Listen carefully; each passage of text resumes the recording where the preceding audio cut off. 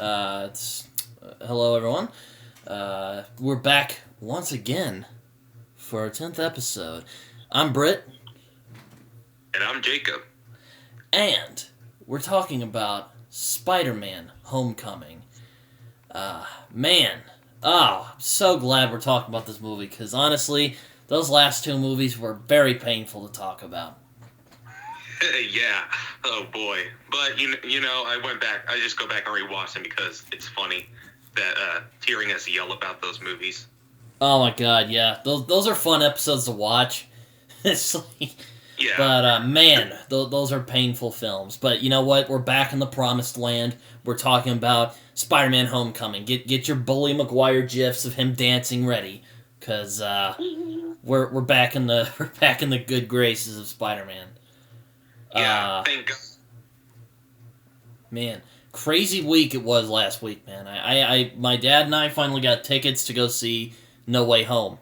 And Jacob, you were right. It was a complete shit show, man. So many people. Told ya. There's so many people. Yeah, it wasn't easy. It wasn't easy getting tickets. Oh god, I was afraid I wasn't even gonna catch it when it first came out, but well, look at that. We made it. So. Yay! Oh my god. Anyway, so yeah, we're definitely gonna be talking about No Way Home soon. But we're going to talk about the other two MCU films first. So we continue our Spider-thon with talking about Homecoming. And oh man, was this a nice breath of fresh air after the just shittiness of the Amazing Spider-Man movies. I really liked this film. Me too. This was the reboot that we all deserved. Oh yes, most definitely. I mean, if Spider-Verse in the 2018 Spider-Man game didn't come out, I'd probably say this is one of the best Spider-Man films since Spider-Man 2. Oh, I agree. And a lot of people are probably going to throw some hissy fits over that, but you know what? Sorry. Sue us, I guess. I don't know. But I really enjoy this movie. Oh, me too. Oh, man. He's just... just a fantastic... It's a classic Spider-Man story, really, if you ask me. And I know a lot of people are like, oh, he's Iron Boy Jr. Well, you know what, buddy? Just stop. Just stop for a second. Okay? I mean, there's stuff in Far From Home that I don't love, but I'd say that these MCU movies are actually pretty good, so... Oh, yeah. Though I will say, Oh, sorry. Yeah. What were you saying? Oh, to all the Iron Boy Jr. haters, I could come up with a million arguments on why he's not an Iron Boy Jr., but I digress. Oh, yeah. But I will say that I do like this one a lot more than Far From Home. And I like Far From Home. But I like this movie a lot more. It feels more like Spider-Man, you know? Yeah, it's also a really refreshing and nice change of pace for this adaptation of Spider-Man. It's not a rehash of what we've seen already. Oh, yeah, I mean, it basically was doing what the Amazing Spider-Man movies were trying to do, except they, did it in a way where it's, a lot better. Oh, yeah, and different. Oh, yes. I mean, we got Tom Holland, Robert Downey Jr.'s in this, Michael Keaton is in this, Zendaya's in it, Jon Favreau. We also got, I forget the lady who plays Aunt May. Marisa Tomei. Martha Tomei, thank you. Also, Donald Glover is in this movie for 5 minutes, and it's wonderful. Mm-hmm. Oh man. So, but yeah, Spider-Man Homecoming. What are your blurb thoughts about this before we dive into the meat of this? Oh, I really like this movie. I first saw the trailer and I was like, hell no, when I first saw him in Civil War, I was kind of speculating because I was back in my Phantom Menacing era of Amazing Spider-Man 2, I was like, new Spider-Man again? Because, it got tiresome casting another Spider-Man and rebooting Spider-Man again. Mm-hmm. But after I saw Civil War, I was like, okay, I want to see more of this. Tom Holland, you freaking nailed it. This is the best live action. This is the best adaptation I've seen so far of Spider-Man. And he was easily one of the best parts of Civil War. I saw the trailer for Homecoming, and I was like, I'm so excited for this. I saw it in theaters. I love it, and I still really like it. It's a delightful and witty coming-of-age story that understands the character, but also understands it has to bring something new and fresh to this adaptation. As I said, it's not a rehash of something that we've already seen before. Unlike some films, the Amazing Spider-Man films, but unlike this film, it's very much so its own film. There are no other Spider-Man films like this. It's also really funny, a colorful, fun adventure that also really fits snugly in the MCU.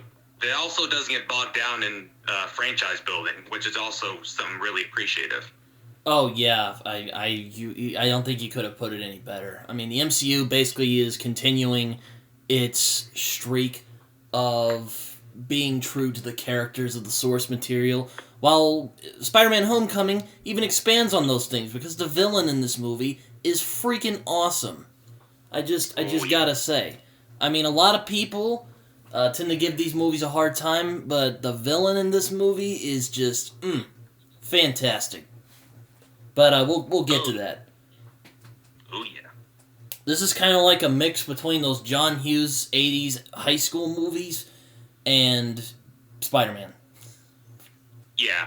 It's basically a John Hughes movie disguised as a superhero film, which is amazing. Which, oh man, if John Hughes made a Spider-Man movie, that would have been very interesting.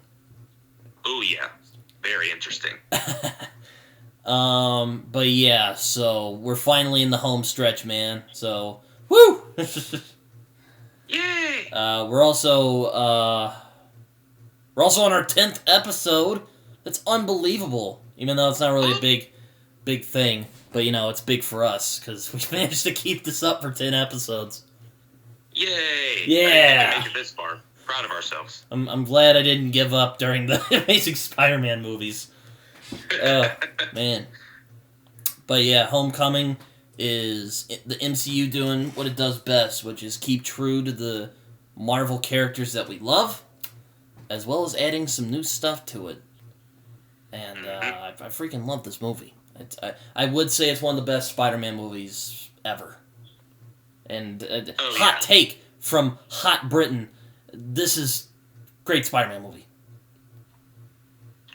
Oh yeah, this movie is really damn good. This was easily the best that Spidey has been since 2004, and I love it. It took the character in a different direction, while also adding something new and fresh to this character and doing it in a very fun and appreciative way. And I really love this movie. Yeah, man, I'm really excited to jump into this movie. Oh, me too. But yes. Let's get into this. So, alright, let's dive into this after our blurb thoughts. Alright, so basically we begin back in 2012, right after the events of the Avengers, where a bunch of aliens came out from a wormhole in the sky and wreaked havoc on New York City. It's insane. Oh, yeah. And we end up meeting Adrian Toomes, played by the phenomenal Michael Keaton. Yes, the Michael Keaton, Batman himself, is back once again to play Adrian Toomes, also known as the Vulture. And I just gotta say, hands down, this is probably going to be a hot take, he's one of the best villains in the MCU. Oh, yeah. The Vulture, it was really unexpected for me. I didn't know what to expect for the Vulture in the MCU movies, but I was really excited because back in the day, Raimi was going to do that for Spider-Man 4, but the plans fell through. But in this film, Michael Keaton, I fucking love the guy. He's a phenomenal actor. I mean, he's freaking played Batman. He's still my favorite Batman. He's also in a bunch of other movies. He's just a fantastic actor, and I was really excited when I heard that he was going to play the Vulture. I was like, "Ooh yeah, I'm ready. I can't wait to see what he does." And I loved this adaptation of the Vulture. He's without a doubt one of the best villains in the MCU. Oh yeah, and one of my big gripes about the MCU is that a lot of their villains really suck. Like, Jacob has heard me complain about this, and I think Jacob would agree with me, but villains are not always the MCU's strong suit.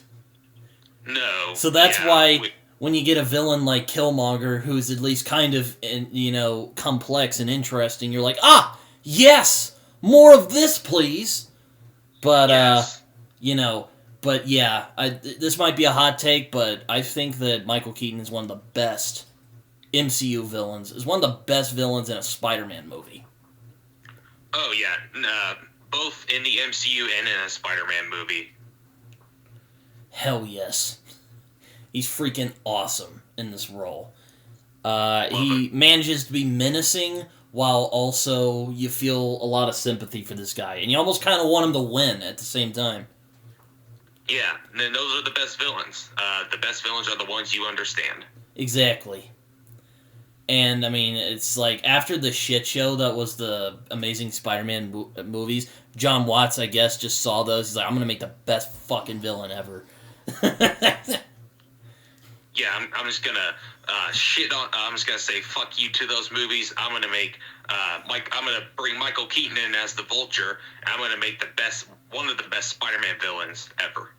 I mean, yeah, it goes back to the Raimi movies. Those films really excelled because of the villains. And this film excels because the character of Spider-Man, played by Tom Holland, which we'll get into, and as well as the villain of the Vulture. And again, I think the villain in this movie is better than Far From Home. And that kind of hurts to say, because I love Mysterio. And Jacob here knows this. I love Mysterio. And don't get me wrong, Gyllenhaal's good, and we'll talk about that next week.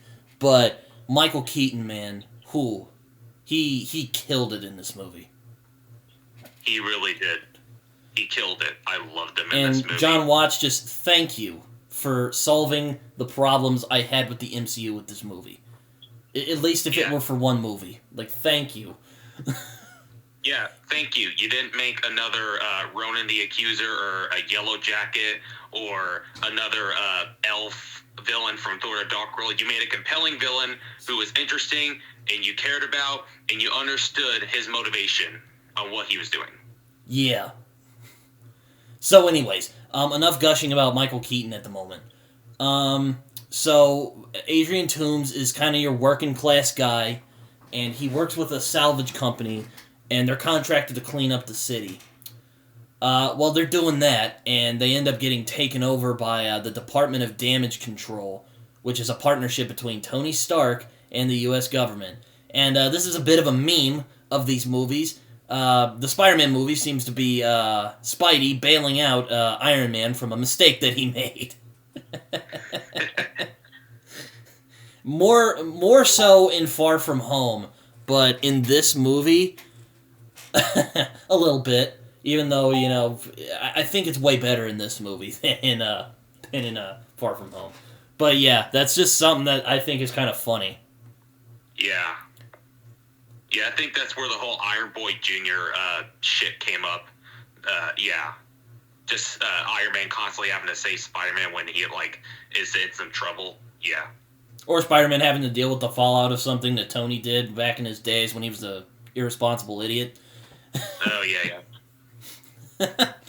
Anyway.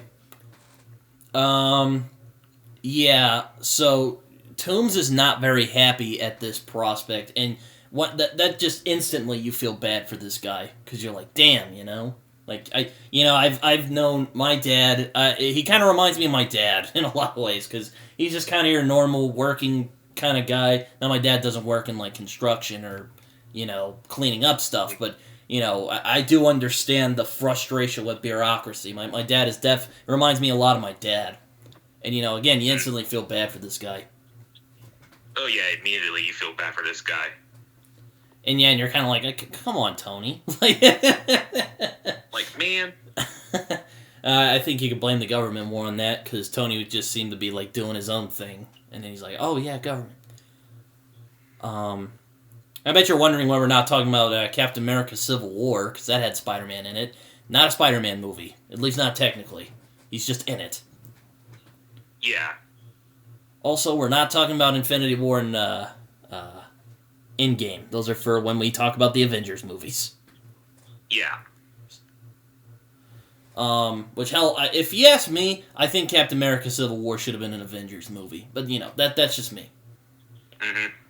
Anyway, enough on that.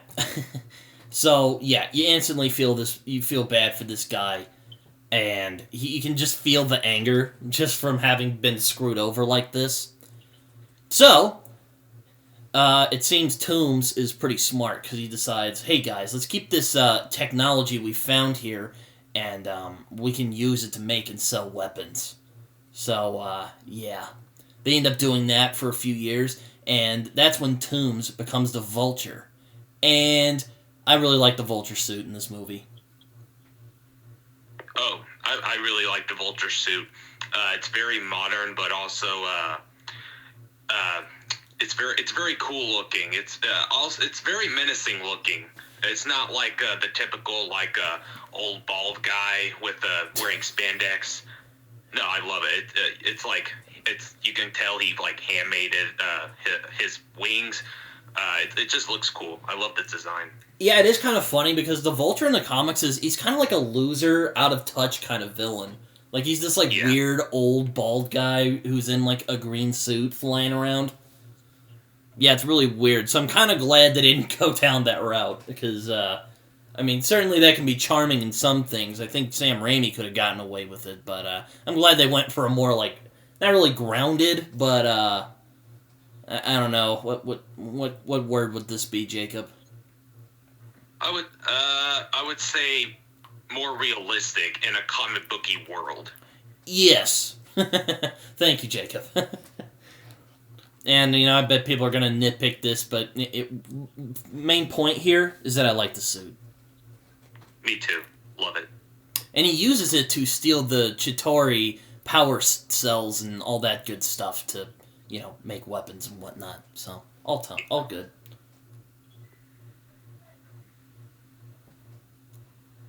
Anyways, so we end up flashing forward to a few years later, and we meet Peter Parker, this time played by Tom Holland. And, oh man.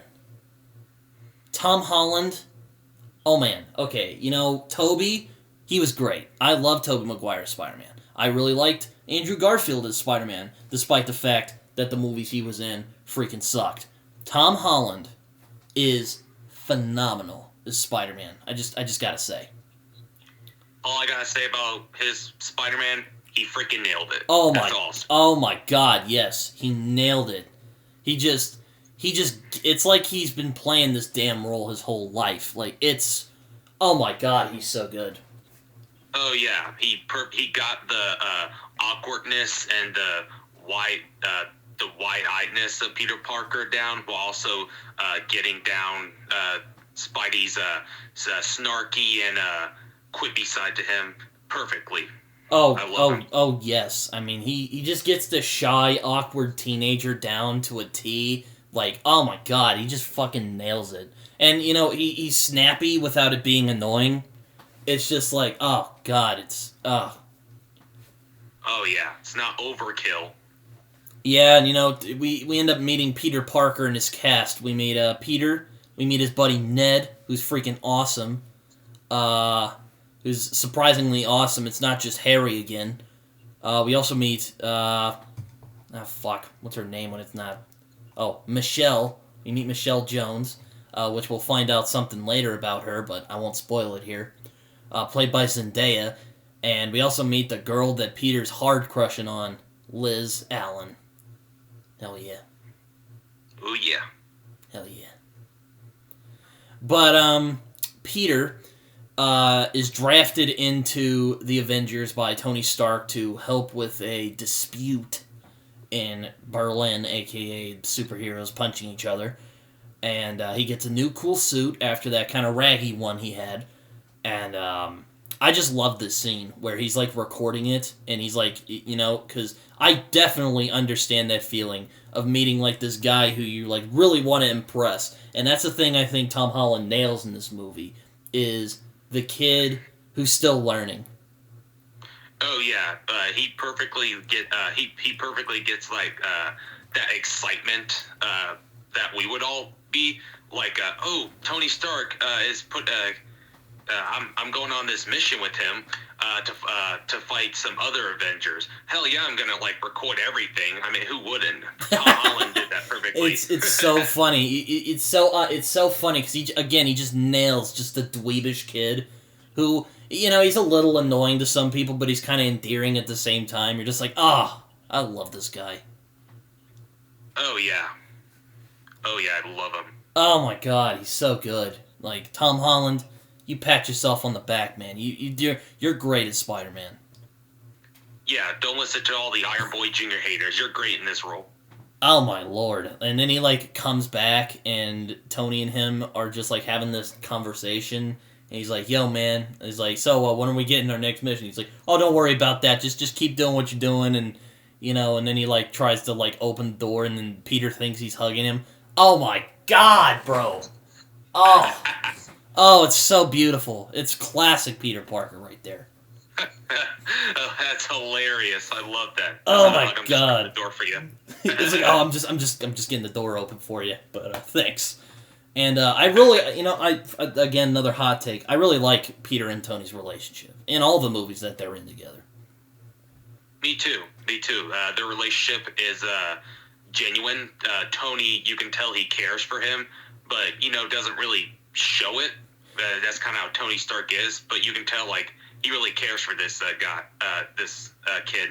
And Peter, he looks up to him, but he doesn't, like, kiss his ass constantly. Yeah, that's where... I mean, you know, he does the... Boy Jr. Oh, sorry. That's part... Oh, my bad. Oh, no, you're okay. I was just going to say, yeah, I really like their relationship, actually. And a lot of people are like, oh, it's disrespectful to Uncle Ben. But again, we'll get to that. Yeah. But I like this relationship. You can definitely tell. I love Robert Downey Jr.'s performance because he just nails it. He's like, he does care about Peter, but he's just, again, he's not really that great at showing it because, you know, he kind of has that exterior of the, you know, cocky rich guy who, you know, is a superhero. But, you know, throughout the movie, he does show that he does care about Peter. Yeah. And kind of like Uncle Ben, he wants Peter to be better and to learn the power of responsibility, which I think this film just nails beautifully. And again, we'll get to that as we talk more about that. But Peter... sorry, what were you saying? Oh, I was going to say, Happy Hogan is back. Haven't seen him since in a MCU film since Iron Man 3. Oh, yes, he is back in this movie, and he's great. I love Jon Favreau in this movie. Oh, yeah. All the scenes of Happy I love. Jon Favreau, I love the guy. I love him as a filmmaker. God. I love him as an actor. He's phenomenal. I mean, I didn't know who Iron Man was before the Iron Man movies.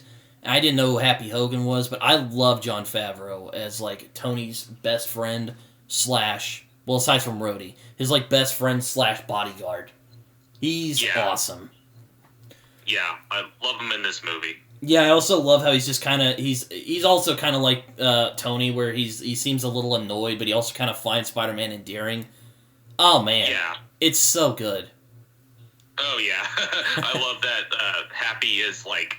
Just like, he doesn't really like Peter, and initially, he's just like, oh god, this annoying-ass kid, I can't stand him. Constantly calling me all the time, but yeah. Oh, I thought he was kind of faking it, but whatever, anyway. But yeah, anyway, it's just, he's kind of, like, it's just like, I remember what it's like to meet, like, someone you look up to, and you really want to impress them, you know?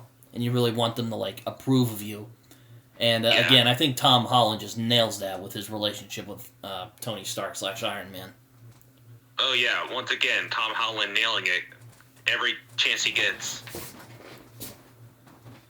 Yeah, and then, like, we switch to him in high school watching the video on his computer, and then his teacher, like, calls on him, and he just, like, puts the thing down. Oh, man, it's so good. Oh, yeah. Yeah. The scene where we see Peter in high school... I love it. What this movie did so well was capture the high school feel. As you said, very similar to a John Hughes movie. Oh my god, yes. I mean, you know, in Spider-Man, and what makes Spider-Man so unique amongst the other superheroes at the time is that he was a teenager who just kind of happened to get spider powers. And that's why we all love him anyway. At least that's why I love him. Oh, yeah. Also just because he's a guy. But, you know... But Peter is kind of like, but another thing I think this movie nails is that this is still a new Spider-Man. So he's still kind of learning a little bit. And he's got a little groove, he's helping people out, but he hasn't quite learned the prices of being a hero yet. Yeah, this is the Spider-Man who's not very good at being Spider-Man yet, and just learning how to be a hero throughout the movie. Yeah, and it's not like annoying; it's like really charming.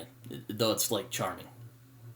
Yeah, I love that. Like he's not perfect. I mean, because he hasn't been Spider-Man very long, which is the thing that has really annoyed me by not just superhero movies, but any other movie. These people who have just gotten their powers, they've been making them like flawless. They get their powers and they know how to use them right away, and it's just really freaking boring. But in this film, he's still learning how to be Spider-Man, how to be a hero, as I said, which is what I love. Yeah, I mean, I like in general in the MCU movies how it kind of has to take the heroes a little bit to figure out what their actual power is. Yeah. But yeah, Peter is kind of just chilling. He's doing his thing. Mm-hmm. He's found a nice little balance. To well, not really yet, but we'll get to that. So yeah.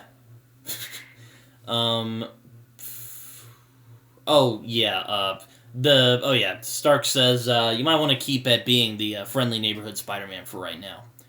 And Peter, he has that identifiable thing where he kind of wants to do more, but he accepts it because he wants to earn Tony's approval. Yeah. Is this right after we meet is this where we get the montage scene? Because I really wanted to talk about this. The montage scene where he's in high school, or? No, when he's being Spider-Man and just like doing random stuff around town. Oh yeah, after he's done with high school, that's where we see him being Spider-Man. Oh my god, I just watched this scene. I actually rewatched this the other day, and oh my god, I love this scene. I love it now. Like, I really liked it when I first saw it, but oh my god, like, this is Spider-Man, people. Yes, this is classic Spider-Man. Like I remember even when I was in the theater, I'm like, yes, more of this. More of this, people. That's how you make a Spider-Man movie. My voice is cracking now. What were you saying, Jacob? I didn't interrupt you. What was I saying? Damn it. I forgot. No. Oh, okay. Now I remember. All right. Yeah. This scene, as I said, classic Spider-Man. Him just, like, doing, like, street-level stuff. Like, returning a bike to someone or helping a lady with giving directions. Him accidentally... him thinking he's stopping a car thief, but he's actually trying to get into his own car. It's just funny. A classic Spider-Man. Tom Holland freaking nails it. Oh my god. And also, the suit in this movie, I love it. I really like the suit in this movie. I actually swung around in Spider-Man 2018, the game, in that suit. Oh my god, it's great. Oh yeah, love the suit. But, Just one.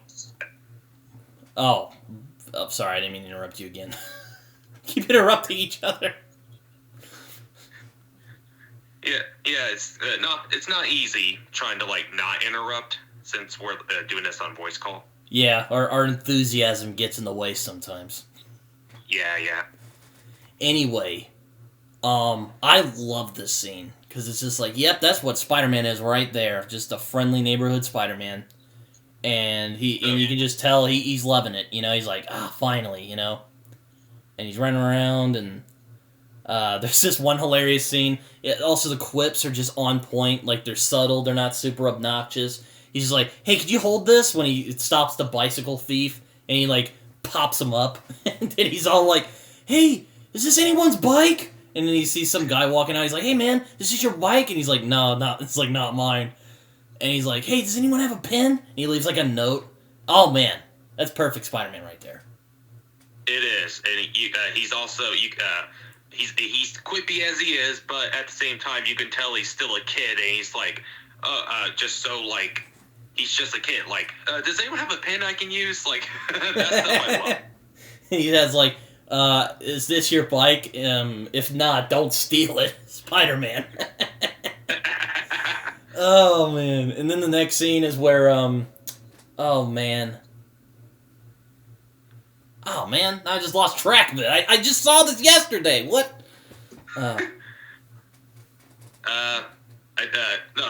After that, he's calling Happy Hogan. Oh no! I mean, like after the scene where he stops the bike thief. Oh, just him doing Spider-Man stuff, giving a lady directions.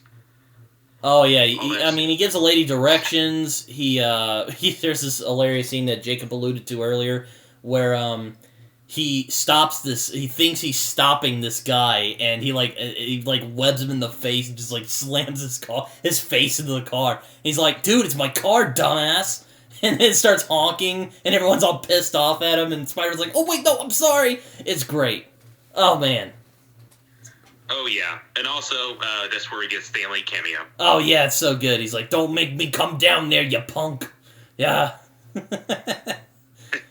Oh, it's so good. And this other guy's just like, "Hey man, I work over hours." Oh my god. And then he's like on a train looking on his phone, and then he's on a roof, which I love this scene. Also the guy from Shang-Chi is in this. Mm-hmm. I didn't know this, but the same dude who's like, "Hey, you're that Spider guy on YouTube." You know, that guy's in Shang-Chi. But I love this scene where he's just like, "Hey, you're that Spider guy on YouTube." And he's like, "Yeah, call me Spider-Man. Hey, Spider-Man, do a flip." And he's like, he does a flip, and he's like, "Yeah!" And this like homeless dude standing behind him, he's like, "Not bad." Oh my god. Oh, it's so good. It's like Jon Watts just nailed Spider-Man. Yeah, he just nailed it with Spider-Man. Oh my god. It gives me more faith when he does the Fantastic Four movie.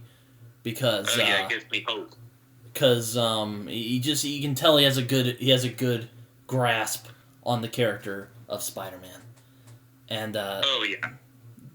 He also gives a lady directions, and then he like tries to swing and he ends up hitting the ground. Which I'm betting you there's some reference to the Raimi movies in there, because that just made me think, like, that's like a thing that the Raimi movies would have done. Oh, man. Oh, yeah, that scene where he's, like, trying to swing, but he, like, hits his face on the ground. Yeah, where he falls on the ground mid-flight. Oh, man, it's classic Spider-Man. Yeah, and that scene also really reminded me when Toby's Spidey was swinging for the first time, and he hits his face against a wall. It reminded me of that scene. Oh my god! This scene's great, and I love this. It's back to Spider-Man. Yeah, immediately you're like, yes, this is Spider-Man. You already won me over with this. This is Spider-Man. Just like, shut up and take my money. No, but after that, he gets a churro. He gets a free churro from the old lady he was helping, and he's like, "Hey, Happy, I'm just," and he calls Happy about what's going on. He's like, "Man, I really like doing this, but I feel like I should do more," which that's Spider-Man's arc in this movie. Oh, yes. Which is great. I love his arc in the movie. Oh my god, it's so good. It's so good. Oh, man. So, after he's Spider-Man, Peter ends up quitting the school's decathlon team to spend more time as Spider-Man. Because, that happens. And everyone's kind of bummed out, except for our main boy, I forgot to mention, Flash Thompson.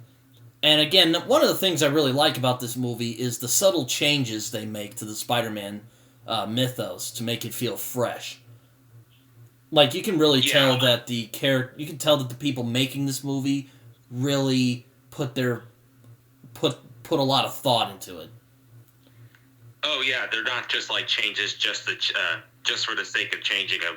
No, like they were subtle changes, but it made him fresh. Like Flash Thompson, he's not like this big jockey dude. They made him a bully, more verbal, which is what I love. And also, they made Betty Brant a high schooler.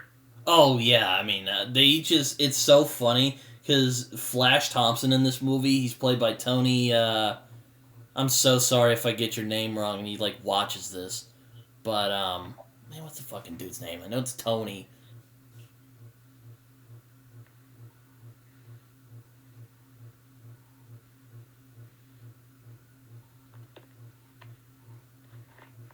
Damn it! Come on. God, what is that dude's name? I gotta look it up again.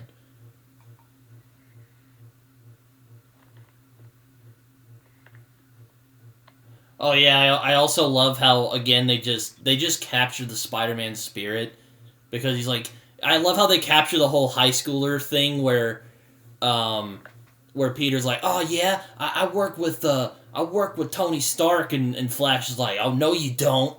It's like you're full of shit, man. Love that.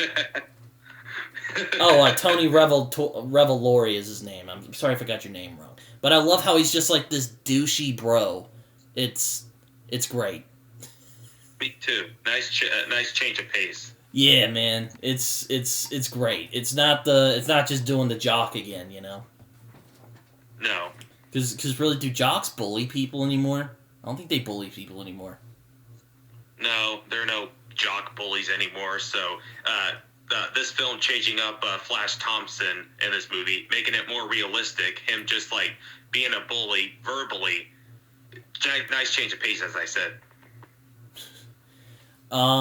Yeah, it's really nice, and again, I just love how it's something straight out of high school. I remember conversations like this when I was in high school, when someone would be like, "Oh yeah, I did this last night," and the guy's like, "No, man, you're so full of shit." Now, I'm surprised that there's not more swearing in this movie, because man, let me tell you, high school people very dirty. Oh yeah, they're very, very dirty.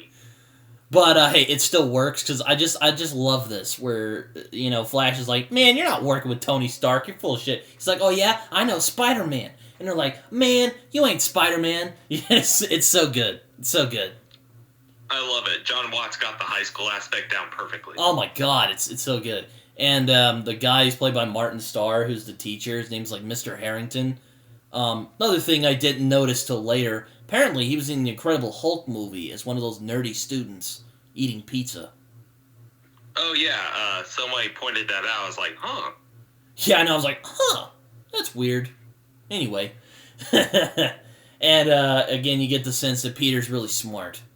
Without it being, like, super, like, I don't know, obvious? Is that a good word?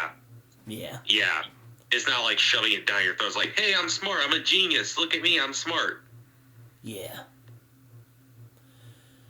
So, yeah, he ends up quitting the diathlon, the decathlon team. I can't say that word. I'm so sorry. But anyways, after that, just beautiful conversation. Him and his buddy Ned are just hanging out, and they see Liz Allen, who's like the hottest girl at school, basically. And, Peter's, like, crushing hard. And it's just, like, there's, like, this crush he has, and you're like, man, it's fucking beautiful, man. It's beautiful. Oh, my God. It's just, like, and you can just, like, man, what do you think she thinks of me? And he's like, bro, she's, like, out of your league, dude. And he's like, oh, come on. And, you know, it's just, like, I love Ned and Peter's friendship. I have to say that again real quick. Oh, me too. Their relationship is just so genuine and wholesome. Oh my god, it's beautiful. Like, that's what I'd call this film. This film is just beautiful. Oh yeah, it's beautiful. And, you know, it's just, oh, God, you know? And, Peter and, he's like, yo, you wanna, and they're just such dweebs, and it's just adorable. You just see them going like, he's like, hey man, I wanna come in and make the Death Star later. He's like, yeah, cool. And that ends up going to a funny scene. But then he ends up doing some Spider-Man stuff. I don't remember exactly what happens after the end of that scene. What scene? When we're done at him at high school quitting the decathlon. Fuck. I can't say that word for some reason. That's where we see him being Spider-Man, which you already talked about that scene. Oh, fuck. Oh, wait, no. He goes to, the deli to pick up a sandwich. Oh, yes! Yes. Isn't that where he comes across the Avengers robbers guys? Yes. Oh my god, okay. So, Peter does some more Spider-Man stuff, and he does some stuff as Peter Parker. He goes to his local deli by his house, and some, guy speaking in Spanish, and he's thirsting over his Aunt May. And apparently Peter can speak the language, because he's like, oh yeah? He's like, I forget exactly what he says. Do you remember, Jacob? Oh, yeah, Mrs. Delmore, who's the guy who owns the sandwich place. He says in Spanish, she's a very hot Italian woman, referring to Peter's aunt. And then Peter, speaking in Spanish, he's like, how's your daughter doing? Yes, and you're like, oh man, that's Peter Parker right there. It's just like, God, Tom Holland just freaking nails this character, man. He nails it. Oh my god, he just gets the snappiness without, being, he doesn't become obnoxious. Yeah. Oh man, and then we get another this is just a great movie. Can we just repeat that real quick, Jacob? Yeah, let's just repeat it. It's a great movie. This movie's awesome. And you might be thinking, oh, you're just saying that because you're trying to overcompensate from getting angry at the Amazing Spider-Man movie. No. This film's awesome. I'm not ashamed to say it. No. This film's freaking amazing. Mwah. Yes, exactly. So, Peter ends up going as Spider-Man again, and he ends up finding some guys robbing a bank, and they're in Avengers masks, and this is just great. He's like, oh man, and I just love this because Peter, just classic Peter. He's just geeking out over all their cool stuff that they have, and over the fact that, and also just cracking some funny jokes because he's because they're wearing the Avengers mask. He's like, yo man, I met Captain America. He's like, you're a bit smaller, and he's like, what? I love it. Classic Spider-Man, the ATM scene. I love it. The robber's wearing the Avengers mask. Spidey just cracking jokes. He's like, whoa, you're the Avengers. Sup, guys? Got your PIN number? Oh, hey, Thor and Hulk. Good to finally meet you guys. Classic Spider-Man. Oh my god, yeah. I also love when, before he meets them, he's prepping it because he wants to be cool. You're just like, oh my god. Oh, I love this movie.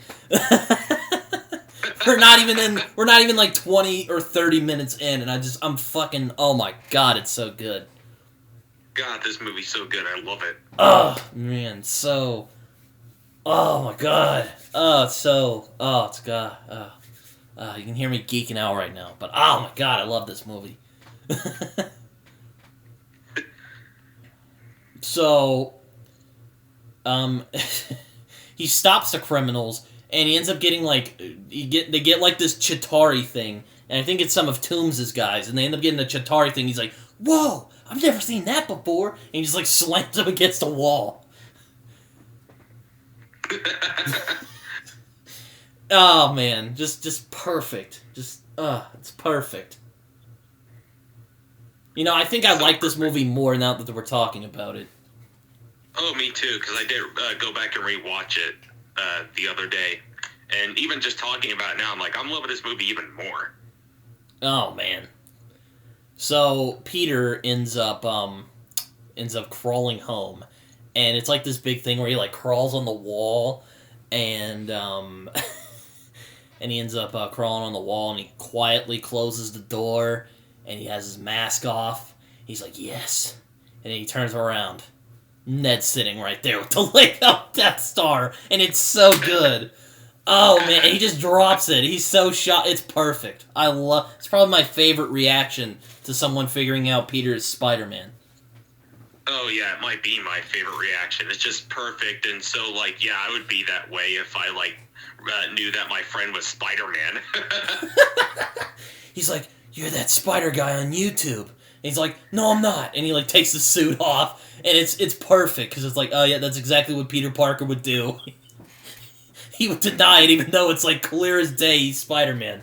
He's like, bro, no, I'm not. He's like, bro, you were just on the ceiling.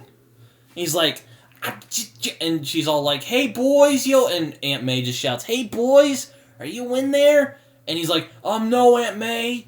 And then Aunt May just comes in and she's like, "Oh man, I just burnt this whatever." And it's kind of like a joke. She's like bad at making things. Oh yeah. What do you think of MCU Aunt May? Marisa Tomei. First off, ooh, she's smoking. Second off, casting a younger Aunt May was a really nice change of pace, especially for this type of Spider-Man, because this Spider-Man is younger and he's in high school throughout the entire film. I really like the change of pace that they did with Aunt May as well. Yeah, I mean, my aunts, they're not that old. And don't get me wrong, Rosemary Harris is a phenomenal Aunt May, and I still think she's the best Aunt May. But I really like this Aunt May, too. Oh, me too. Rosemary Harris, I don't think anybody can top her. I do think Marisa Tomei is better than Sally Field, who I personally didn't really like as Aunt May. But yeah, Marisa Tomei as a younger Aunt May, as I said, a really nice change of pace. Yeah, it's just like those little subtle changes makes the MCU Spider-Mans feel more, like, unique while still feeling like Spider-Man. Yeah, exactly. So good. We didn't get the Daily Bugle yet, but that's for our next movie.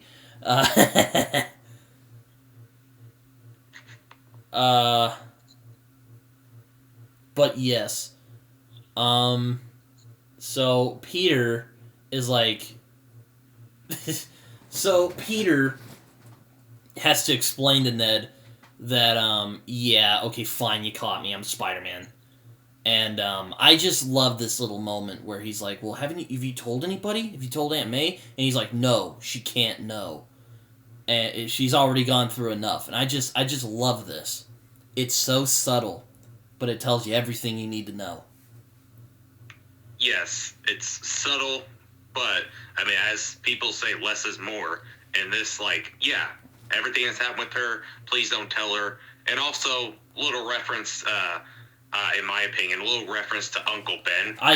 That's the same exact thing I thought, because it's like, that's, everyone who's all like, he's disrespecting Uncle Ben. Like, no, you can just see it in his face, everything that happened with Uncle Ben, and why he's Spider-Man, right there. And we didn't even need the backstory, we just know it. Like, the Spidey fans know. Yeah, we already know. We don't need to see him dying again, or flashbacks, we know. But, also... Spidey, but also it's just a great moment in general. Even if you don't know the context of Spider-Man, which if that were the case, what? How do you not know what Spider-Man is? But anyways, I think this scene works, even if you are a big Spider-Man fan like me and Jacob are, or if you're just coming in here blind, which is rare, but I'm sure it happens. Oh, yeah. I love this scene. It's just... Oh, yeah. It's perfect. Tom Holland, man, say what you want. Dude's a great actor. He's got a future, this kid. Freaking nails it. Once again. Oh, man, yeah, he just gets it. And, then there's this hilarious scene, which, again, just captures just the kid experience as when you're a high school kid. And Ned just keeps pestering him about... about what it's like being Spider-Man. I love it. He keeps pestering him and just constantly asking these questions. He's like, hey, man, can you make eggs, bro? And he's all like, what? No. Can you summon an army of spiders? He's like, what? No. He's like, no, I don't think so. And then yeah. It's so beautiful, man. Like, oh. Yeah, Jon Watts once again perfectly captures that everyone being like that realistic kid way where yeah, I mean, if I were Ned, I would be asking questions to keep pestering him. Like, can I try the suit on? Can you summon an army of spiders? Can you lay spider eggs? And he's all like, what? No.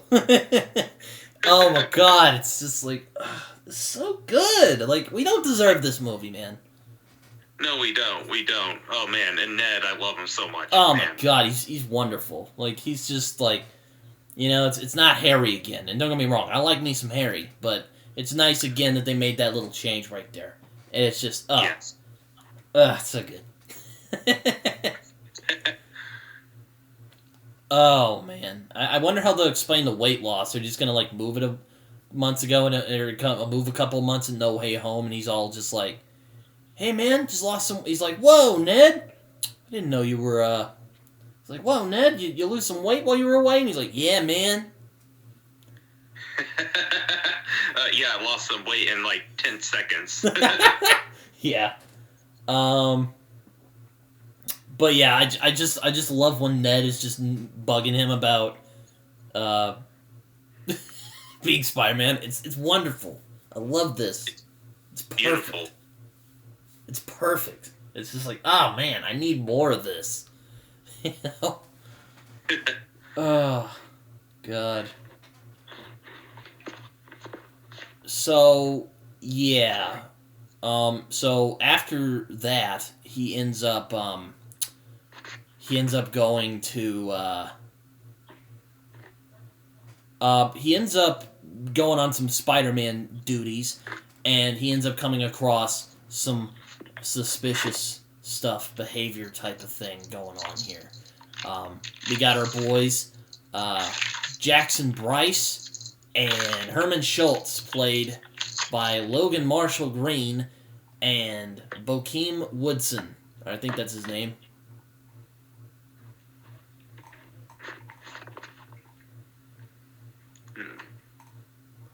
Damn it, where is that guy at? I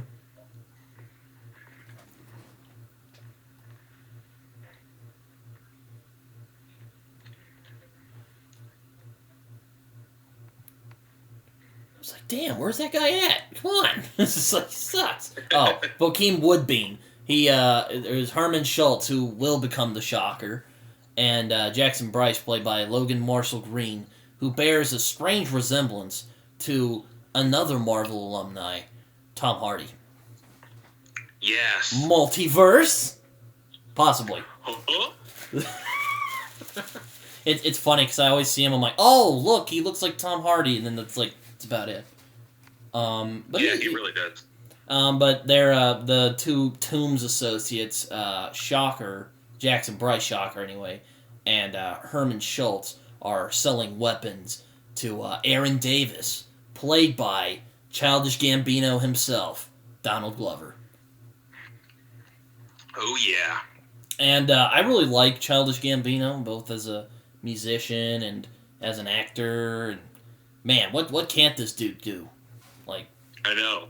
Even tried having him be Miles Morales at one point, which would be awesome, by the way. I know he was like Miles Morales in the Ultimate Spider-Man cartoon, but that would be awesome if he played like an older Miles Morales Spider-Man. It would be. But yeah, I'm glad he's in this movie too, because it's also a reference to, because he makes a mention later of a nephew, but again, we'll get to that. So... Spider-Man, in his Spider-Man way, gets into a little scuffle with Shocker and Shocker, the two Shockers, and things go bad. Things go sideways fast, as they do in a Spider-Man story. Right, to the point where Toombs gets annoyed at the idiocy of his two associates and decides to pull a Thanos and just go like, fine, I'll do it myself. And he just goes in his Vulture suit. And, yeah, this is a great fight scene. I like this. It's very fun. Oh, yeah. I will say I love the action in this movie. It's very street level, which is like a nice change of pace for a Spider-Man movie. Just gotta say that. Oh, yeah. It's super sleek, too. Like, it's just... Oh, yeah. Very fun, too. Oh my god, yes. It's very fun and sleek, but it has that kind of groundedness too. It's like, oh man, so good. Oh man. This movie's awesome. Like, God, I love this movie. Like, it's the opposite of last week where I'm like, fuck, I hate this movie. God, I love this movie, man. Man, so much great stuff in this movie. Oh my god, I love Jacob. Like, I love this movie, man. Man, like. I might yell once just because of how great it is. I love it. So, yeah, they have a little scuffle, which, classic Spider-Man, he's, stumbles on something, and they're like, Spider-Man! And they, point at him, and he's like, what? And he points back at them, and they start fighting. And they have a scuffle, and Vulture shows up, and he just fucking manhandles Spider-Man. God. I love it. It's just I love how he just manhandles Spider-Man in this movie. He's just throwing him around, and he's he's just what's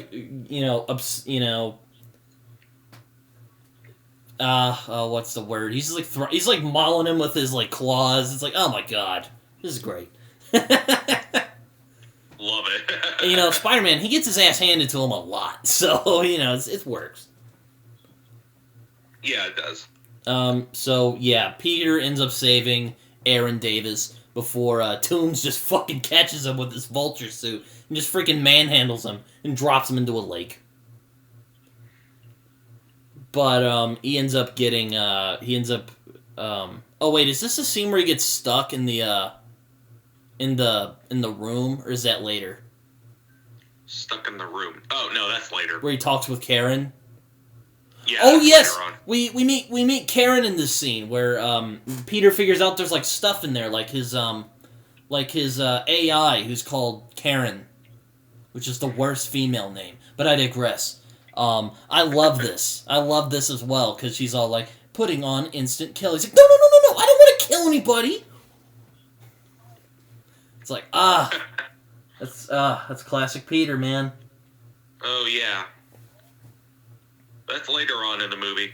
And, yeah, okay. So, yeah, he does meet Karen in this scene, though. And that's great, too. But, yeah, he ends up dropping him into the lake. And, he ends up getting rescued by our boy, our Lord and Savior, Robert Downey Jr. as, Iron Man.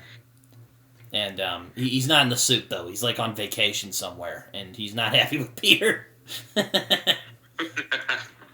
He's like, hey, man, I'm onto something. He's all like, bro, you better be happy I'm not there, because I'd be chewing you out so hard. And he's in India.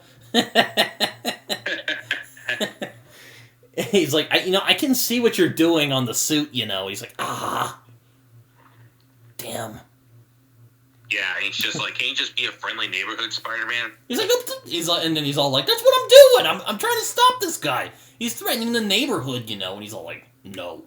Which, this is probably the only really issue I have with this movie is sometimes the mentor-mentee thing, which can become which I don't usually like this trope anyways, but it's when the guy who is mentoring the other guy doesn't want the guy to get hurt, so he pushes him away.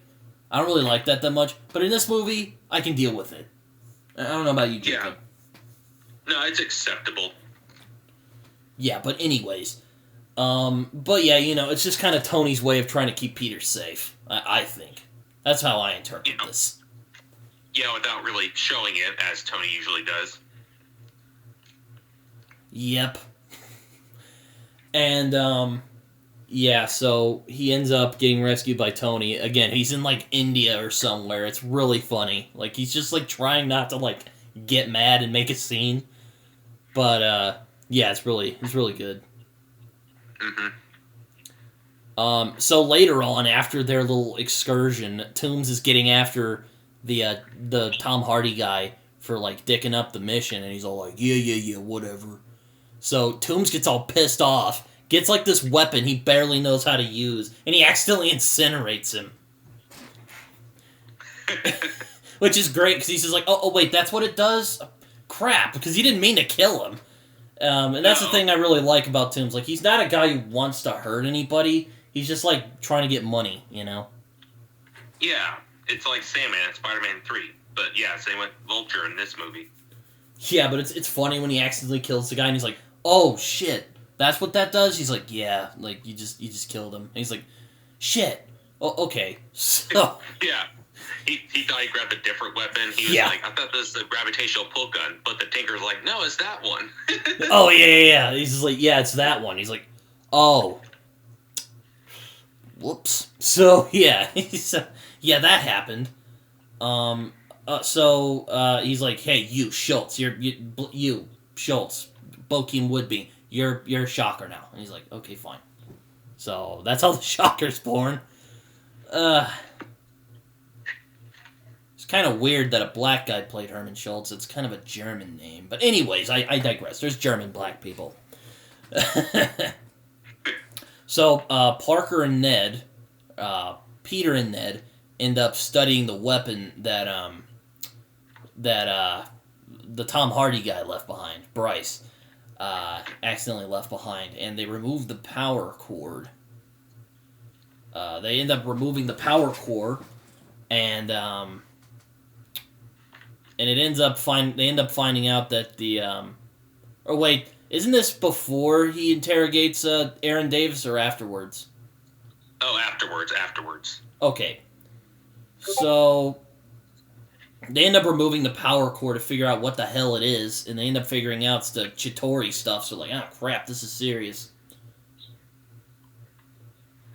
So yeah, he likes. So yeah, they end up putting a tracker on Schultz, but they don't know where he's gonna go. So Peter's like, oh yeah, it was that guy I saved. So here comes this other great scene where Aaron Davis is just like walking. He's doing something. I forget exactly what he's doing. But then Spider-Man just like webs his hands to the car, and he's like using this like voice thing. He's like, "Hey, what's up?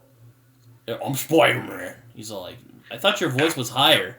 Interrogation mode. He's like, oh yeah, he's in interrogation mode. He's all like, "Hey, I'm Spider-Man. Tell me where he's at." And it's kind of like a bat. He's like trying to be Batman. And he's like, I thought your voice was higher. Are you a girl? And he's like, no, I'm not a girl. And then he turns it off. He's like, hey man, I'm sorry. I'm just trying to figure out where where these guys are going. And he's like, oh yeah. And he kind of like gives the thing where he's like, oh yeah, my nephew lives up in these areas. I don't want him getting hurt. So yeah, these guys are kind of doing some bad stuff. So he gives them the information they need. And then Spider-Man's like, okay, thank you. And he's all like, hey man, can you take these off me? He's like, no, that's your punishment. He's like, dude, I got ice cream in here. Like, come on. Oh man, classic Spider-Man. It's just like, again, I freaking love this movie. Yeah, I love it too. Oh god, so good. So good. So good. So anyways. Oh wait. Did we skip the scene where he gets where he gets stuck in that like garage with Karen? Yeah, you got ahead of yourself there. Oh damn! Again, another scene we forget because that happens a lot in these. Spider-Man also gets trapped in like this garage thing with Karen, and this is another great moment because it's a very heartfelt moment where Peter just starts kind of talking with Karen. It's really nice. Yeah, classic Spider-Man, because Spider-Man's a down-to-earth character. Very down-to-earth moment, just like talking to this AI, Karen, about like, I don't know how to express my feelings to Liz. Shall I tell them I'm Spider-Man, or, yeah. And he's like walking on the walls, you're just like, oh man, it's great. And he's like bouncing a ball in there. It's like, I love this. Even when he asks Karen, it's like, how long have you been in here? And Karen says 37 minutes. And he's like, what? That's insane. Yeah, he's just like, oh, it's like that classic. I love these gags where it's like, how long have I been here? Jeez. He's like, for like 20 minutes. And he's like, wow! It's like that. I love that. Me too. But back to what I was talking about. It ends up leading Schultz. They end up getting a tracking device on him. And he's going to Maryland. So Parker's like, okay, the decathlon team's about to go to Washington, D.C. And Peter rejoins the team, and Mr. Harrington's down. I love it, where he's like, oh yes, Peter's back, and everyone's like, what? Like, he left. Like, what is this? Oh man, it's good. Yeah, the scene where like Peter asks, like, oh, I wanted to rejoin a team. Flash comes in. He's like, you can't just quit out and just stroll up and be welcome back for everyone. Martin Starr's character, he's like, hey, welcome back, Peter. It's like, Peter, you're back! Oh, thank God, come in here. It's so good. Flash, you're back to first alternate. What? Yeah, it's like, what? I like how Flash is also smart. He's just a dick, man. Yeah, he's smart, but he's still a dick. Yeah, he's not, it's not like the classic Flash Thompson. It's, oh God, I love this damn movie. Me too. So, Peter ends up going on this team, and, Ned and Peter end up disabling the tracker that, Tony put in the Spider-Man suit, and they unlock the advanced features. So you're like, oh boy. Oh yeah. Which leads to unintended consequences. Yeah, Ned says, like, there's a training wheels protocol. He's like, what? And it's so good. So then... I don't need training wheels protocol. Yeah. Why would he put in training wheels protocol? He's like, I'm not a kid. Like, but you are a kid. Yeah, a kid can stop a bus with his bare hands. Yeah. Kind of goes back to Peter still kind of being naive, even though he's trying to make the responsibility of being Spider-Man work. Yeah. I love this movie. Oh, man. So, Peter ends up... So, Peter gets all the stuff together, and he ends up making a kind of genuine bond with Liz. He's like, hey, how's it going? And they start, like, chatting, and it's, like, really cute. And, but then, the Vulture shows up, and Peter's like, crap. Which is just beautiful, because it's another thing about Peter Parker. Dude can't get what he wants, because Spider-Man often gets in the way. Yeah. This is almost like a live-action spectacular Spider-Man episode. Like, this movie's that good, guys. It is. It really is a good old classic spectacular Spider-Man episode. Like, I don't know how High Top Films doesn't like this movie. Like, it's just... I don't get it. Yeah. But anyway. High Top, you're wrong. No, I'm kidding. You're just wrong. You can be... No, I'm kidding. But, yeah, so Peter's like, crap. So he has to go stop him. And, he has to miss the decathlon, which pisses everybody off. But, no worries. He'll get to make it up to them by saving everybody. And, I love this scene. It's classic Spider-Man, Peter... It's something straight out of the Raimi movies, except it's, like, even more sleek than the Raimi films. Oh, yeah. It is like a Raimi movie. The Washington Monument scene, really fun and sleek, as you said. Though not as visceral as the Raimi movie, still a really fun scene. Oh, my God, yes. And it does have the imagination and the, him swinging around. It's freaking awesome. They got that from the Raimi movies. It's not quite as visceral, though, which kind of sucks. But aside from that. we do get a little bit of that later. Anyway. Mm-hmm. So, he ends up missing so, he ends up discovering that the power core is basically a grenade. He ends up going to the Washington Monument again. He's just like... And Peter saves them. And it's freaking awesome. Oh, and love it. They end up coming later, and they see Peter's like, Peter, what the hell? Where were you, man? And he's all like, classic Peter Parker. He's like, I was doing stuff. I forget exactly what he says. Oh yeah, everyone's oogling over Spider-Man, and Flash's like, yo man, Spider-Man's awesome. And Liz is like, bro, he saved our lives. It was awesome, bro. And Peter's like, oh, cool. I guess I missed it. Darn, classic Peter Parker. Oh yeah, classic Peter. And I love the cue he takes from Toby, where it's like obliviousness, but it's kind of endearing. It's not like later where it's just annoying. Yeah, it's endearing. Yes, it's great. Oh man. Oh my god. And I think Peter goes to detention, or is that later? oh yeah, he's trying to like sneak off and do other Spider-Man stuff, and he's trying to leave, and then the principal's like, Parker, my office. Yeah. And then the guy, and then he gives like this thing. He's all like, Peter, you're a good kid, all right? I know you're a good kid. Just like, I don't know what you're doing, but like you gotta stop, okay? He's all like, all right, whatever.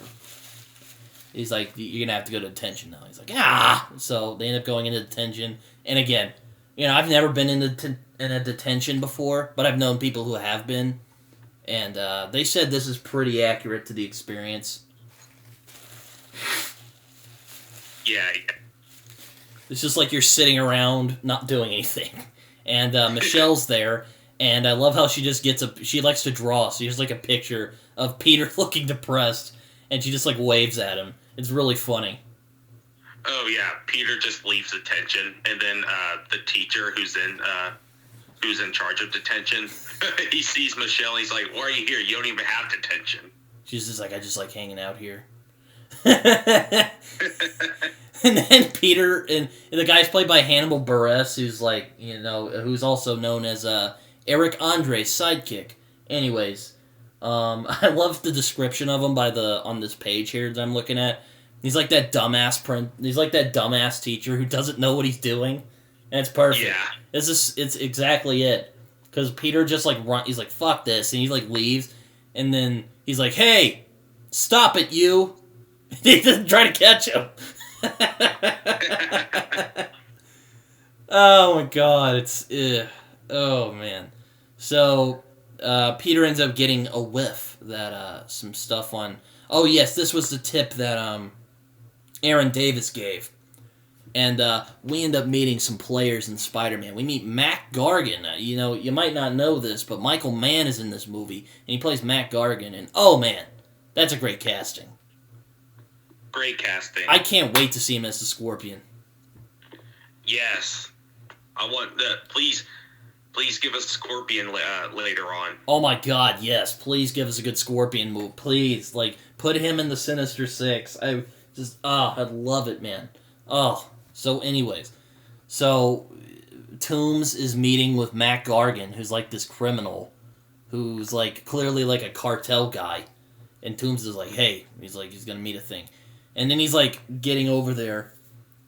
Peter's getting over there, and then Tony calls him, and he's all like, hey, Peter, where you at, man? And he's all like, oh, I'm at a band thing. He's like, oh, yeah, what's that noise? He's like, oh, yeah, I'm at a band thing, And he's like, oh, that's cool. Yeah, classic Peter. He's just making, like, the worst lies ever. Like, he's terrible at lying. It's great. Yeah, he's like, oh, I'm at band practice, and then Tony's like, that's odd. Happy you told me you quit band 6 weeks ago. He's like, oh, it's like, yeah, it's like, see ya, and he like drops the phone. He ends up going to like stop it. Oh man. So Peter ends up interfering in the little thing going on here, and well, it goes sideways again. And, shit goes wrong. Yeah, shit goes wrong. It goes wrong fast. Like, Toombs is like, oh, fuck this, I'm out of here. And then, they accidentally mess with the weapon, and the weapon just starts going haywire, and just blows up, and it tears the ferry in half. And, you're like, ah, shit. That's not good. And, oh, yeah. Mac Gargan just gets creamed in this scene. Like, I forget exactly what happens, but I remember when I saw it and he just gets hit, you're just like, oh! Oh! Like, whoa. And you, like, see him later in the post-credit scene where he's like, he has, like, a bloodied eye. You're just like, oh my god, dude. Like, damn. Oh, yeah, another great reference to the Raimi movies. Spider-Man ends up webbing the crap out of everything and tries to pull it back. But then our boy, Iron Man, shows up. And, oh man, if you want to capture the, crap moment, you just got caught. Like, this scene just nails it. It nails it. Yeah, Iron Man shows up, he's like, hi, Spider-Man, band practice, was it? It's like, oh yes, what were you saying? Band practice? Like, it's so perfect. I love Robert Downey Jr. in this scene because he's perfect. Oh yeah, the FBI shows up. That's why it goes haywire, and they start shooting everywhere. And Peter's like, "Ah, shit!" And he's just like punching everybody. Again, Matt Garman just gets fucking creamed. Just creamed. Yeah, he just gets he hits it on something. I forget exactly what it is, but Iron Man helps save the day. But he's very angry at Peter. He's not happy. I can tell you that. He's pretty pissed off. Yeah, and Peter gets mad. He's all like, "You didn't care, man. If you'd have just listened to me, it would have been fine." He's all like, "Man, who called the FBI, dude? It's like, man." And then he's like, "You probably didn't even show up," and he just pops up out of the suit, and it's great. I love this scene. Also, Tom Holland's acting was perfect here when he says, when he's all fed up with Tony, he's like, "If you really could, you actually be here." And when Tony opens, and when the suit opens, and Peter's face is just like, "Oh, shit." And then Iron Man just gives, this great speech. It's not like the great power comes with great responsibility, but it's really good. I really like this scene. It gets up there, man. Just great Spider-Man moments in a movie where he's like, if you can't do it without the suit, you're nothing. I forget exactly what he says, but it's something his dad says. He's like, "Damn, I sound like my dad now." Yeah. He's like, "I'm going to need the suit back." And then Peter says, "I'm nothing without the suit." Then Tony says, "If you're nothing without this suit, then you shouldn't have it." And he's like, Gosh, I sound like my dad." Yeah, I love this scene. It's beautiful. Me too. And once again, the relationship. Oh, really, man. I love it. It's good. I really enjoy it.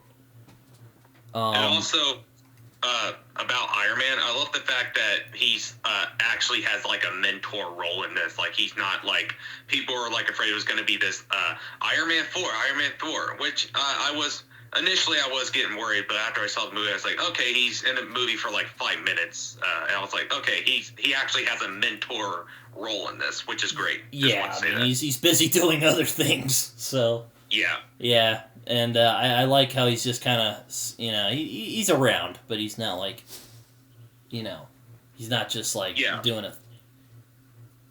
He's not just in the movie. He pops up when he needs to. Yeah, exactly. This is a Spider-Man movie, recall, ladies and gentlemen. Yes. But Peter is disappointed that he doesn't have the suit anymore, but he just kind of goes back to doing his thing. And this is kind of like the raindrops keep falling on my head, except it's not quite as fun. But I like this scene. It's just Peter kind of returning to normal. He kind of mends fences with people.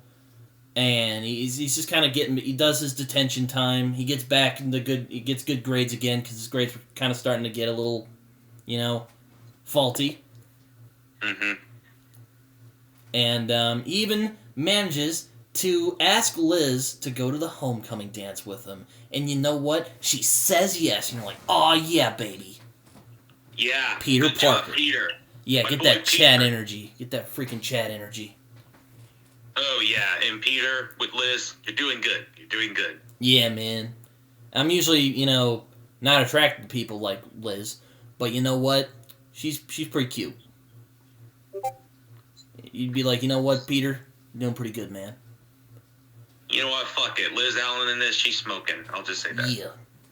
I But anyways, so Peter is like, hell yeah. Everything's going great. And Aunt May, I really like Aunt May in this movie. She's supportive of Peter, and she kind of acts like a mother figure towards him. Yes, which is, once again, a nice change of pace, because Rosemary Harris, of course, was more like a grandmother to Peter. I mean, she was supportive of Peter, too, but, Yeah, as you said, she's more of a mother figure in this, in the homecoming. Yeah, because when she's, putting on his suit, it reminds me a lot of my mom. It made me think to my mom. Yeah. Just "Oh my gosh!" And she, takes his... And he's like, "God, stop!" Oh, it's so good. And then she ends up dropping him off at her house. This is my favorite scene of the movie. I'm just I need a prep for this. So Jacob, you wanna take it from here? Because I love this scene. Oh yes. When Peter asked Aunt May for help, Aunt May drops him off at Liz Allen's place, and that's where we get the big reveal, the big surprise of this movie. When Peter knocks on the door, we see Adrian Toomes. Oh man. Oh my god. I'll never forget when I was sitting in this theater, and I don't remember if I don't know. I saw it with Cameron second. I saw it with my dad first. So when I saw it with my dad, I literally was like holding back like a yell. I was like, "Oh my god, dude!" It's like everybody was shocked. Like I remember that, man. And then I remember I told Cameron when I'm like, "Dude, this is it." And then like it got to the scene, his mouth was just dropped. Like it was perfect. It's like, oh my god. Like, it's so good, man. Oh, yeah. I have vivid memories of me and my buddy who I went and saw it with for the first time. When that scene came up, our jaws literally dropped and we looked at each other just like in shock. Oh yeah, me too. I was like, oh my god, that's the freaking guy. And my dad's just like, he's like, yeah. He's like trying to play along. I was like, oh my god, this scene is awesome. I love this. Even when he's like driving them there. It is so phenomenal. I love it. And then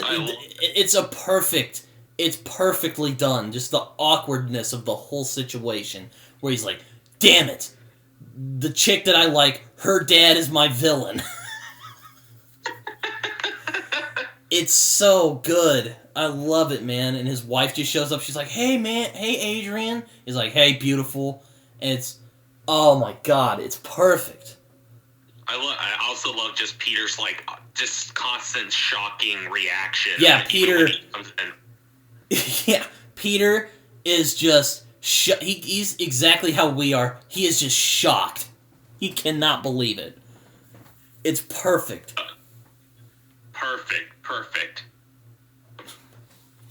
Oh my god, and then it gets even better because he's like trying to like keep his cool. And, again, this is just a Spider-Man who's, like, still figuring things out. So he's not really that good at hiding it. But he's like, yeah, nice to meet you. He's like, hey, how you doing, Pete? I'm Adrian. He's like, yeah. You can tell he takes a shine to the kid. Like, I really like that. Me too. And he's like, yeah, he seems like a good kid. And they have, like, a little meal. And Peter's just, like, he's still in shock. And they're just, like, eating. He's like, and Adrian, he loves his daughter, so he's like, oh, come on, you don't have to take us. And he's like, oh, come on, it's I can't not take my little girl to the homecoming. So then they drive there, and I love this scene, too, where they start talking about all the crap that's happened. And I love Michael Keaton's acting, because he doesn't even have to say a word, but you can just tell he's putting everything together. Oh, yeah, he's putting everything together. He's like, you're Spider-Man. Yeah, and then they stop, and then you can tell Peter's like, shit, he's figuring it out. And he's like looking back at him, and you can just feel the awkwardness of the scene. It's so it's so good. It's so good.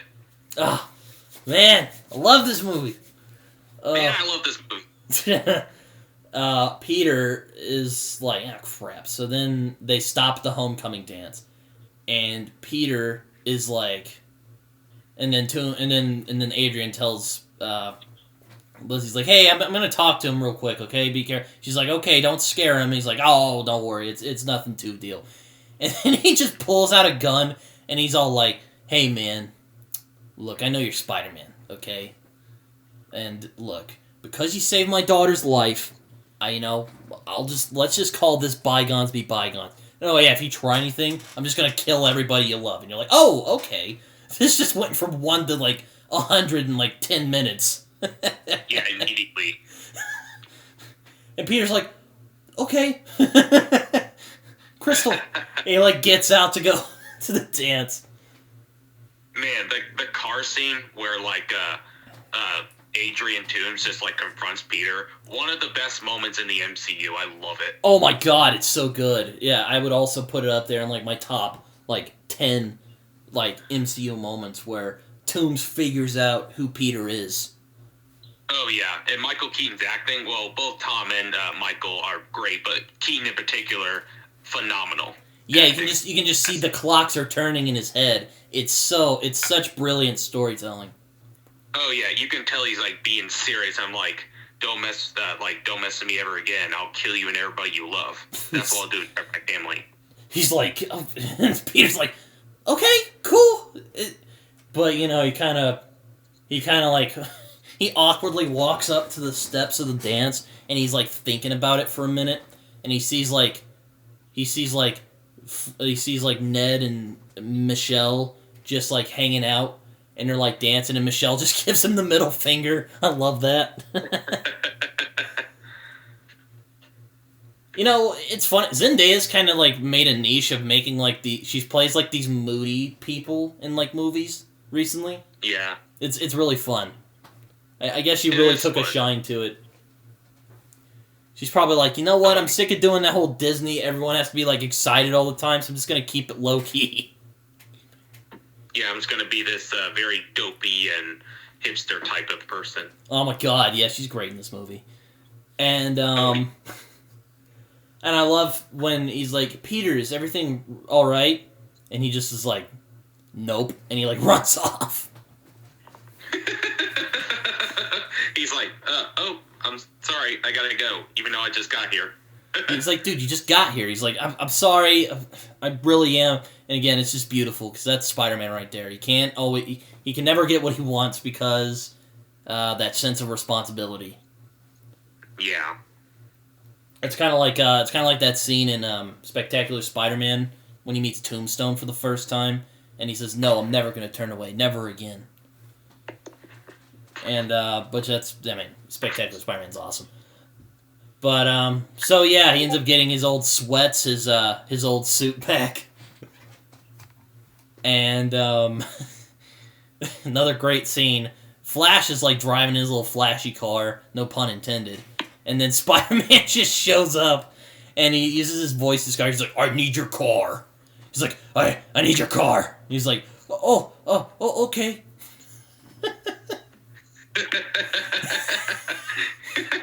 And then Peter's just like, "Dude, I don't even know how to drive this thing. I didn't take driving lessons yet." Or what is it he says? I forget. Oh, he's like, where are the headlights on this thing, or something like that. Oh my god, it's awesome. Classic Spidey. Yeah, and he's just like, he like drives wildly, and he like calls Ned. He's like, "Ned, I need your help, man." He's like, "Oh crap, is it Spider-Man business?" He's like, "Hell yeah, it is." And then like Ned is helping him out, while they're doing this thing, and it's like, and he realizes that Toombs is gonna go hijack a plane from Tony Stark's. He's like, I can't let that happen. So, and he ends up racing to him, but he gets ambushed. Or no, this is before he ends up stealing. Actually, this is before he ends up stealing Flash's car. He gets his ass handed to him by the Shocker, and yeah, things go wrong in this scene again. And again, I really like how the hits look like they hurt, man. Oh yeah, just like in the Raimi movies, they feel like you feel the impact on the punches. Yeah, like this movie just takes the right notes from everything, you know. It takes the right note from the Raimi movies in this scene where he just beats his ass for a minute, but he ends up getting Ned's help and he ends up defeating him. Oh, I also love how a Shocker asks him what's with the crappy costume. Yeah, he's like, "Wait, what's up with the costume?" He's like, design change or something like that. And then they start like duking it out, and him and Ned end up defeating the Shocker, so he has to go and get Toombs. So he ends up finding Toombs, and there's this really great conversation that him and Toombs have, and he's like, "Man, why are you doing this to her, man?" And he's all like, "No, I'm not doing this to her, I'm doing it for her." And he's like trying to give an explanation for his actions. And he's like, "Man, you know, your boy Tony, he's like, he does the same freaking thing. It's stupid." So, like, man, you're gonna hurt people. He's like, that's how the world works, kid. Yeah, and he's like, Peter, you're young. You don't understand how the world works. Which, I just fucking hate that when people do that. I know. One way, parents who may watch this, you want to piss off your kids, tell them that they don't know how the world works. Because then they won't learn from that. They'll just get really mad at you. And it just makes you sound like a condescending ass.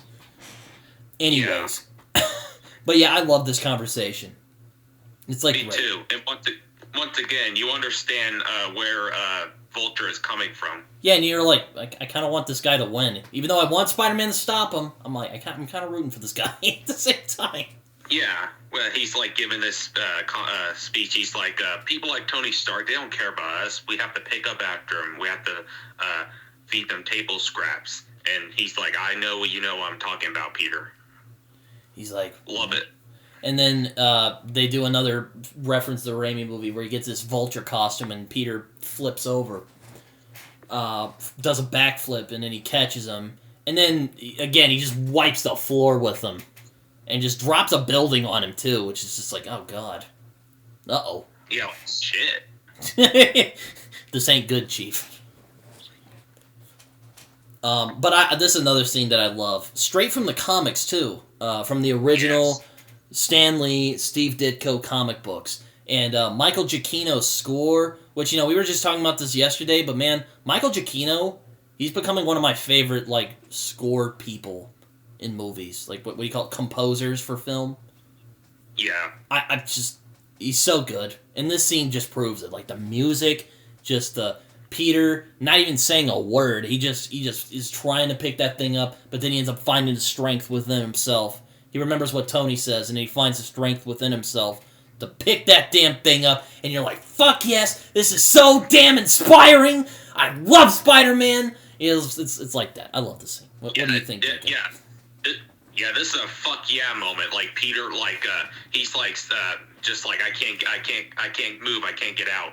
Then he sees a reflection of himself in the mask, and then he remembers what Tony said. Like, if you're not without the suit, and he should have it, then you shouldn't have it. And this is him proving Tony wrong. Like, I am something without the suit. Gotta believe myself. Come on, Spider-Man. Come on, Spider-Man. Then he picks up the rubble and manages to free himself. Man, one of the best scenes ever in a Spider-Man movie. One of the best scenes ever in the MCU movie. God, this scene is so awesome. Yeah, it's just like, it's like when Peter in the first movie just starts walloping on the Green Goblin. You're just like, fuck yes, he's gonna fucking do this. It's so freaking inspirational. I love this damn movie. I love Spider-Man. It's like that. It's kind of like that. Yeah. You start getting in your fanboy id for there in a sec. You're just like, yeah. And he goes after. Man. And he goes after. He goes after Toombs. I love this climactic battle. Ooh, me too. This final battle, so intense. It's intense. It has the right amount of humor. It also has the right amount of heart, too. Like, this is just perfect. It does. So I love it. Rather than the whole dumpster fire last week, this is an actually good climactic battle. Yes. Ned is still helping him. He's like, yo, you need to call Happy and tell him what the fuck's going on. He's like, okay. And he's like, yo, I'm a friend of Peter Parker. And I love his response. He's just like, Peter Parker? Fuck off, dude. He just hangs up. He's like, you gotta be shitting me. And just hangs up. Oh my god, I love it. Ugh. Man, I love Happy in this movie. Oh my god, he's great. He's like that cool uncle. He is. Oh my god, and oh god. So he ends up intercepting Toombs, and Toombs is like, how the fuck did you get out of there? And they end up forcing it to crash inadvertently, and as someone who's afraid of heights, this was a pretty intense scene for me to watch. Oh yeah. Speaking of heights, I love that they made Spider-Man in this afraid of heights. Oh yeah, I love that. He's just, it's the same thing in the game too. It's like, when I took that picture on the Empire State Building, I overcame my fear of heights. This is it's perfect. It's perfect. I love how Peter's just like, yeah. You can tell he's just terrified on that plane. Yeah. He's Even definitely when he's like trying to like to stop it from like crashing into the city. He's like, please turn. He's definitely not like Tom Cruise. No. Just hang on to a plane because he's a freaking maniac. Oh god. Oh, but it's like then Vulture's just like, you've interfered with my plans for the last time, or it's kind of thing. And they have a little scuffle, and it's really nice. And they end up accidentally causing the plane to crash. I love how everything in this movie goes sideways. Yes. It's just like, I got this perfect plan. And it just blows up in his face. Yeah. Like, yeah, the plane crashed, and now all the shit you were gonna get, no good anymore. Oh my god, yes. And they end up having this big climactic battle, and he finally gets the upper hand on Toomes, but by sabotaging the suit. But, and I love this, he saves Toomes' life. And you're just like, yes, that's Spider-Man, and yes, I'm glad they didn't kill off this villain. MCU, take notes from this.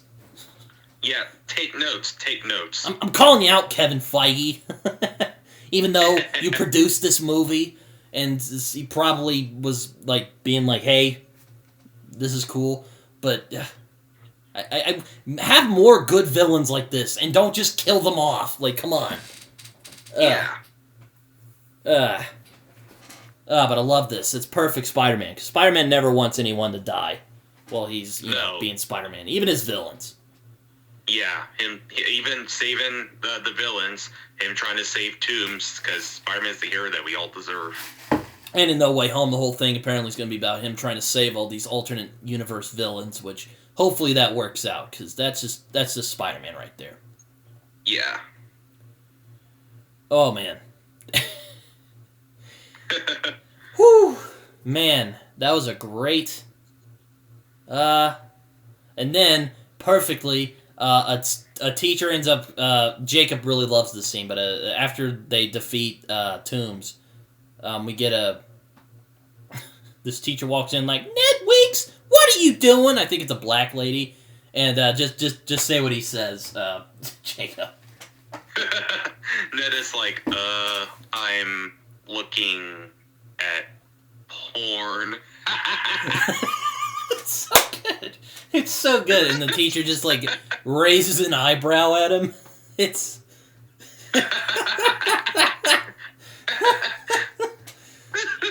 Oh my god. I love Ned. That's friend goals right there. He's like a true friend. Yes, he really is. I love Ned in this movie. Oh my god. Yes, he's you know.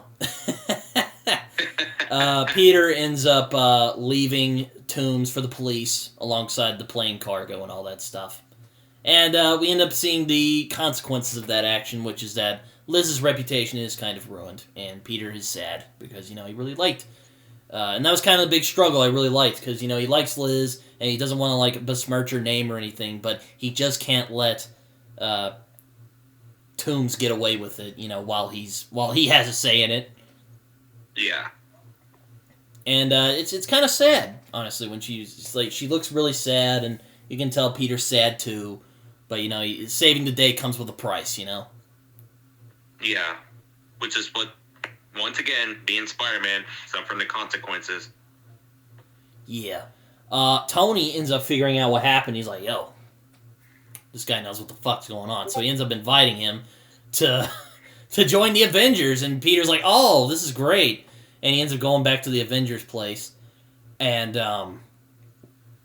Happy's there like, oh, yeah, cool. And so...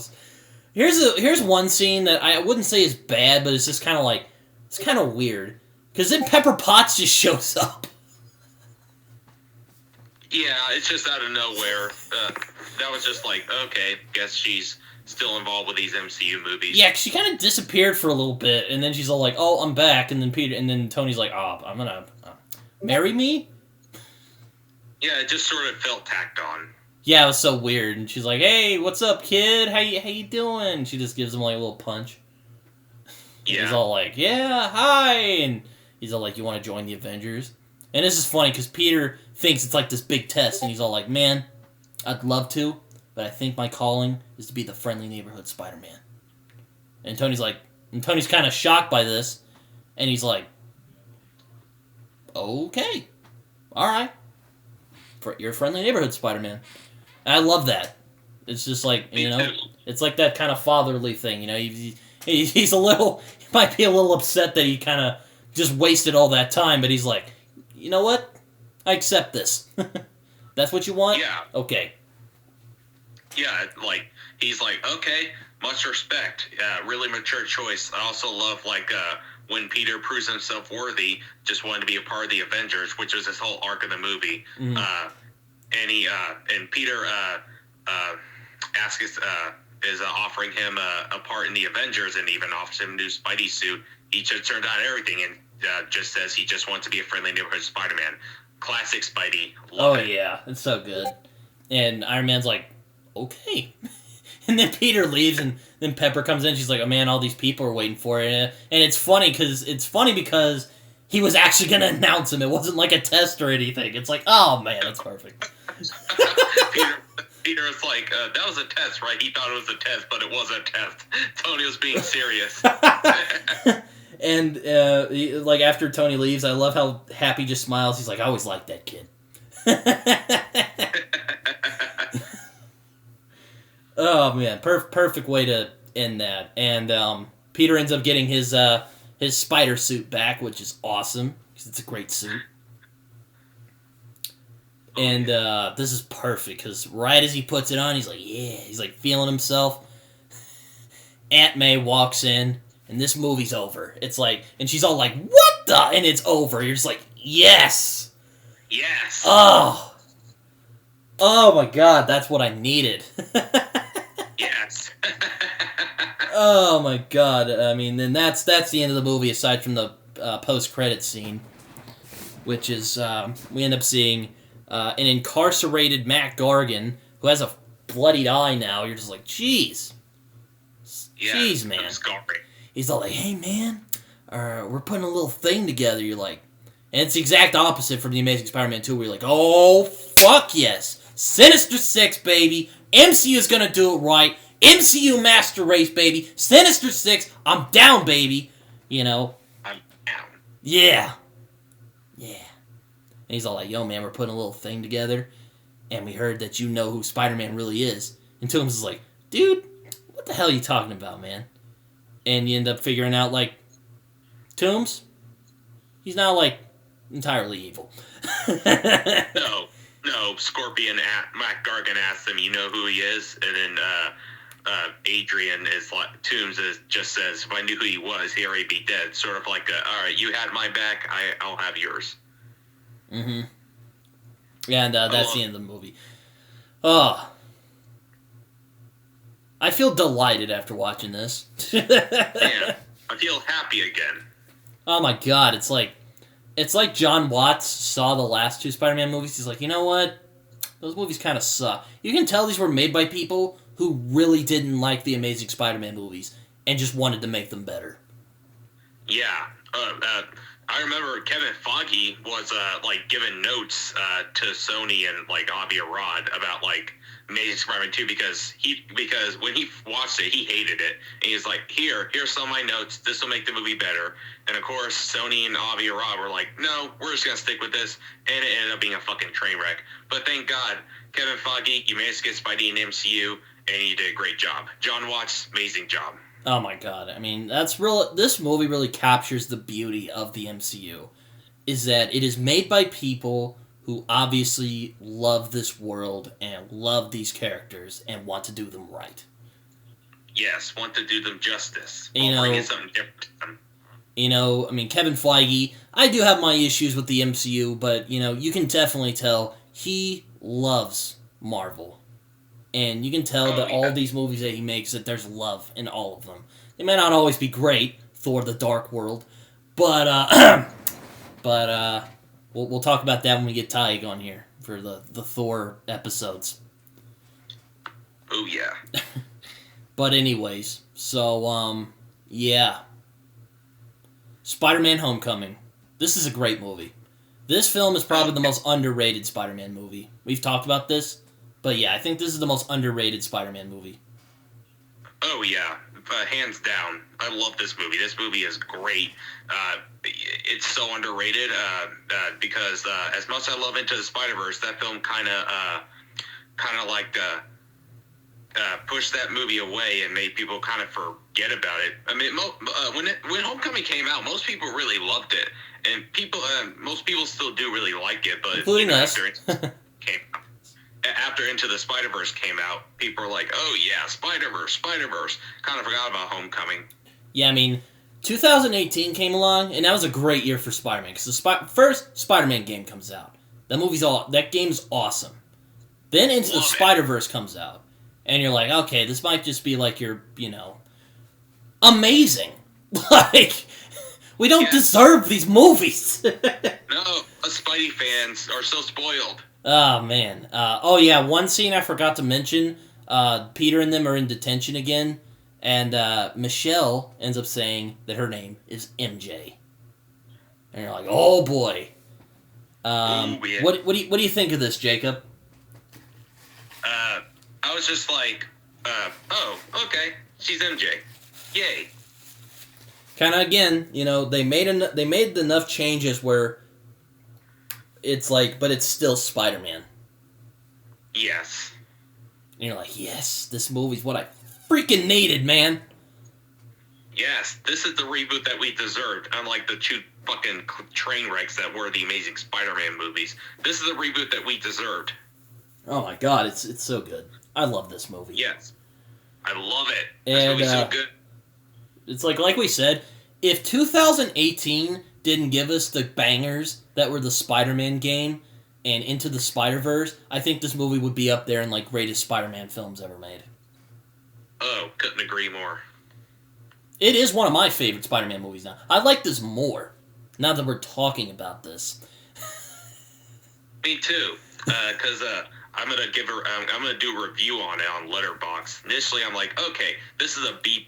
No, I think it might go up to an A-. This movie's fucking great. And I really liked it when it came out. I'll just put it that way. I really liked it, but I gave it like a 4, and I'm like, yeah, this is really good. But now I watch it again, I'm like, holy crap. Now I'm thinking about it again. This movie's awesome. Yeah, this is like, it's everything that I've wanted in a Spider-Man movie for a long time. Ever since, as I said, this is easily the best that Spidey has been since Spider-Man 2. Yeah, I mean, it's the strongest aspects of the Marvel Universe. It's made by people who love these characters and who just want to do them well.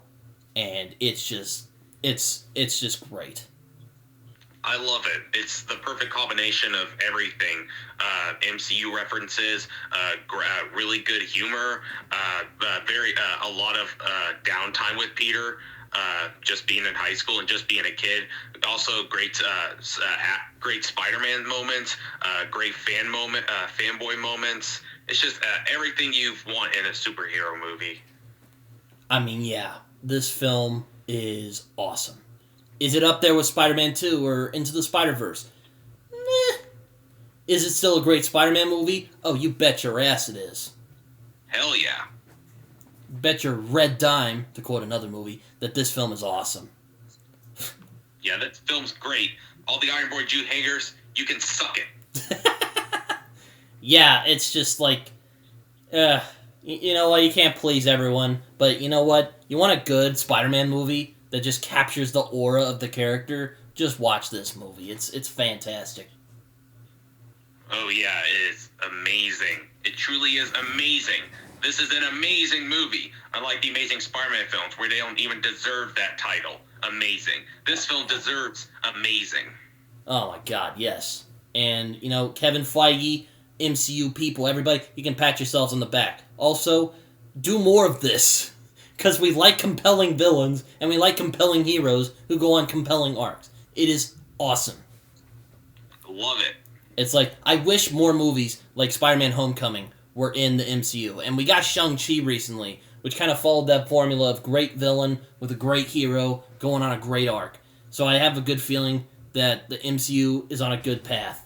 And, I mean, I like most of the Marvel movies. I'll just say that real quick.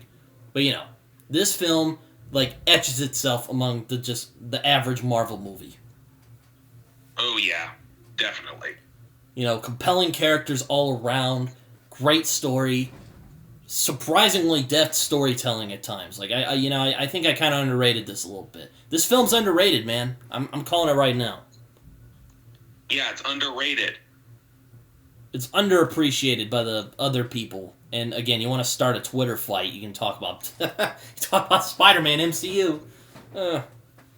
Yeah, which is sad, but it's true. But I mean, if you were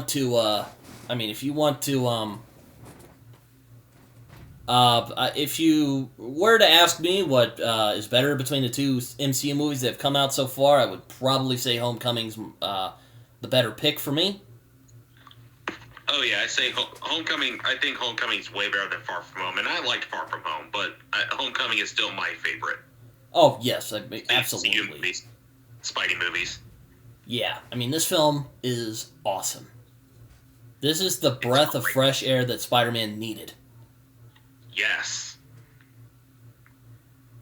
You know, and it came out in 2017. I just gotta say, 2017 was a great year for movies. It really was. There were a lot of great movies that came out. Like Logan, which was my number one movie of 2017. Baby Driver came out that year. Oh, yeah. Shit, what else came out in 2017? There were a lot of great movies out in 2017. I remember that. Oh, yeah. This year, I'll say, really damn good for movies. Oh, yeah, 2021's been great.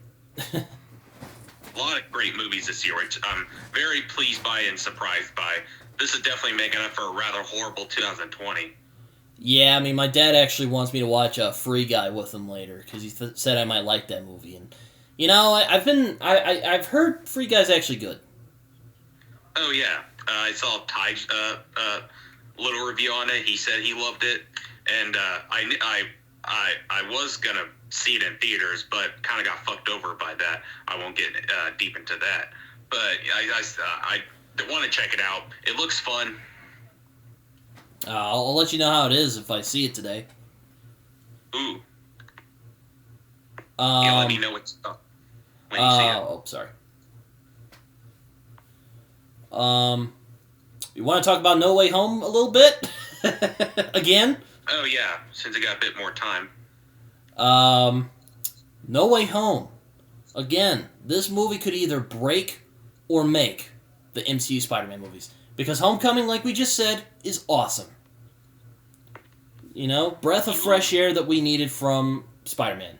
Spider-Man Far From Home, pretty solid Spider-Man flick. There's problems I have with it, which again I think we'll talk about next week. But, pretty good movie. But, No Way Home, hoo boy.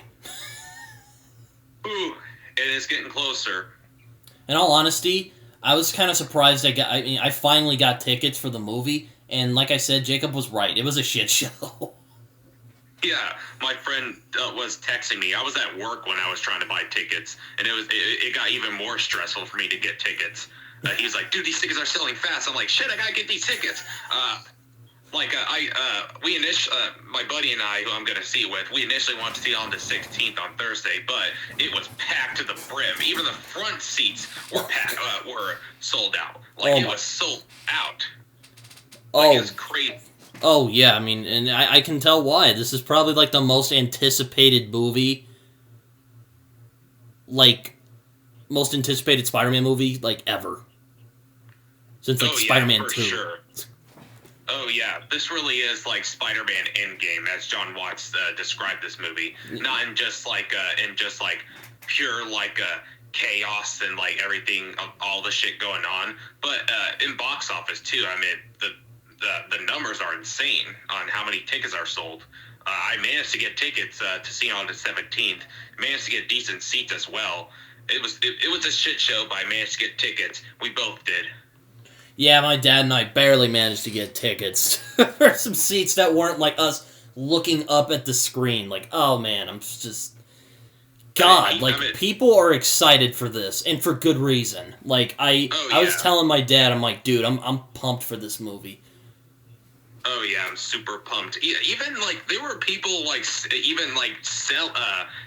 tickets on eBay. Oh my god, people still use eBay. I'm like, shit, this movie is like insane. People are literally fighting over Spider-Man tickets.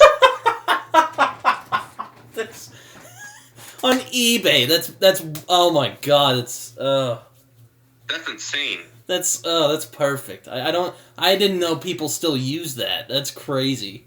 No, apparently people still use eBay because they're trying to sell Spider-Man tickets.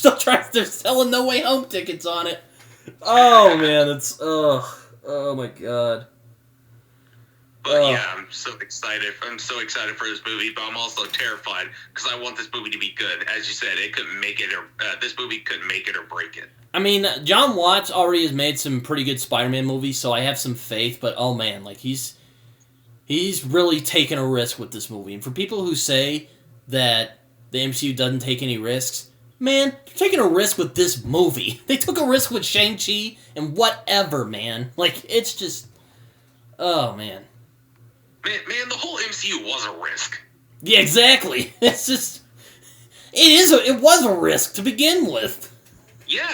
I mean, they started with Iron Man, who was like a C-list character. Nobody knew who the hell Iron Man was, but then the movie was successful, and they're like, I want to see more of this character. Then they brought Thor, Captain America, made the Avengers, even brought like these other heroes that we would think are like ridiculous, like Ant-Man, for example, and making it successful, and bringing in Guardians of the Galaxy, a tree and a talking raccoon. How's that a good movie? And then turns out it's a fucking great movie. So yeah, the whole MCU was a risk, people. Exactly. I mean, this is probably gonna be a hot take, but I think the MCU it's a cinematic achievement, in all honesty. And Homecoming, it just is a starring example of the best of the MCU and why it's become such a smash success. Yeah, it's a prime example of why the MCU has been a success. And a big, this movie, the entire MCU, one of the best movie franchises ever, despite some people or filmmakers on what they have to say. It's Martin Scorsese, even though you were in Shark Tale and that movie was a fucking shit-ass movie. Oh, man. But I can't wait for No Way Home. Like, we're probably going to talk about it in like 2 weeks. It's probably just going to be us either... I don't know how... I'm not even going to try and predict how we're going to react to this, because it's going to... I had a dream that I was watching it the other day. Like, that's how I'm looking forward to this. Oh, yeah. I'm, picturing being so excited. Man, but I'm also terrified, as I said. This movie better be good. Because, as you said, Jon Watts is really taking a risk with this one. Oh, and they're teasing us, man. Like, it's been horrible. Like, everyone knows, man. Like, everyone's everyone knows. Like, they've been teasing us so hard with this movie. Yeah, with a bunch of stuff, like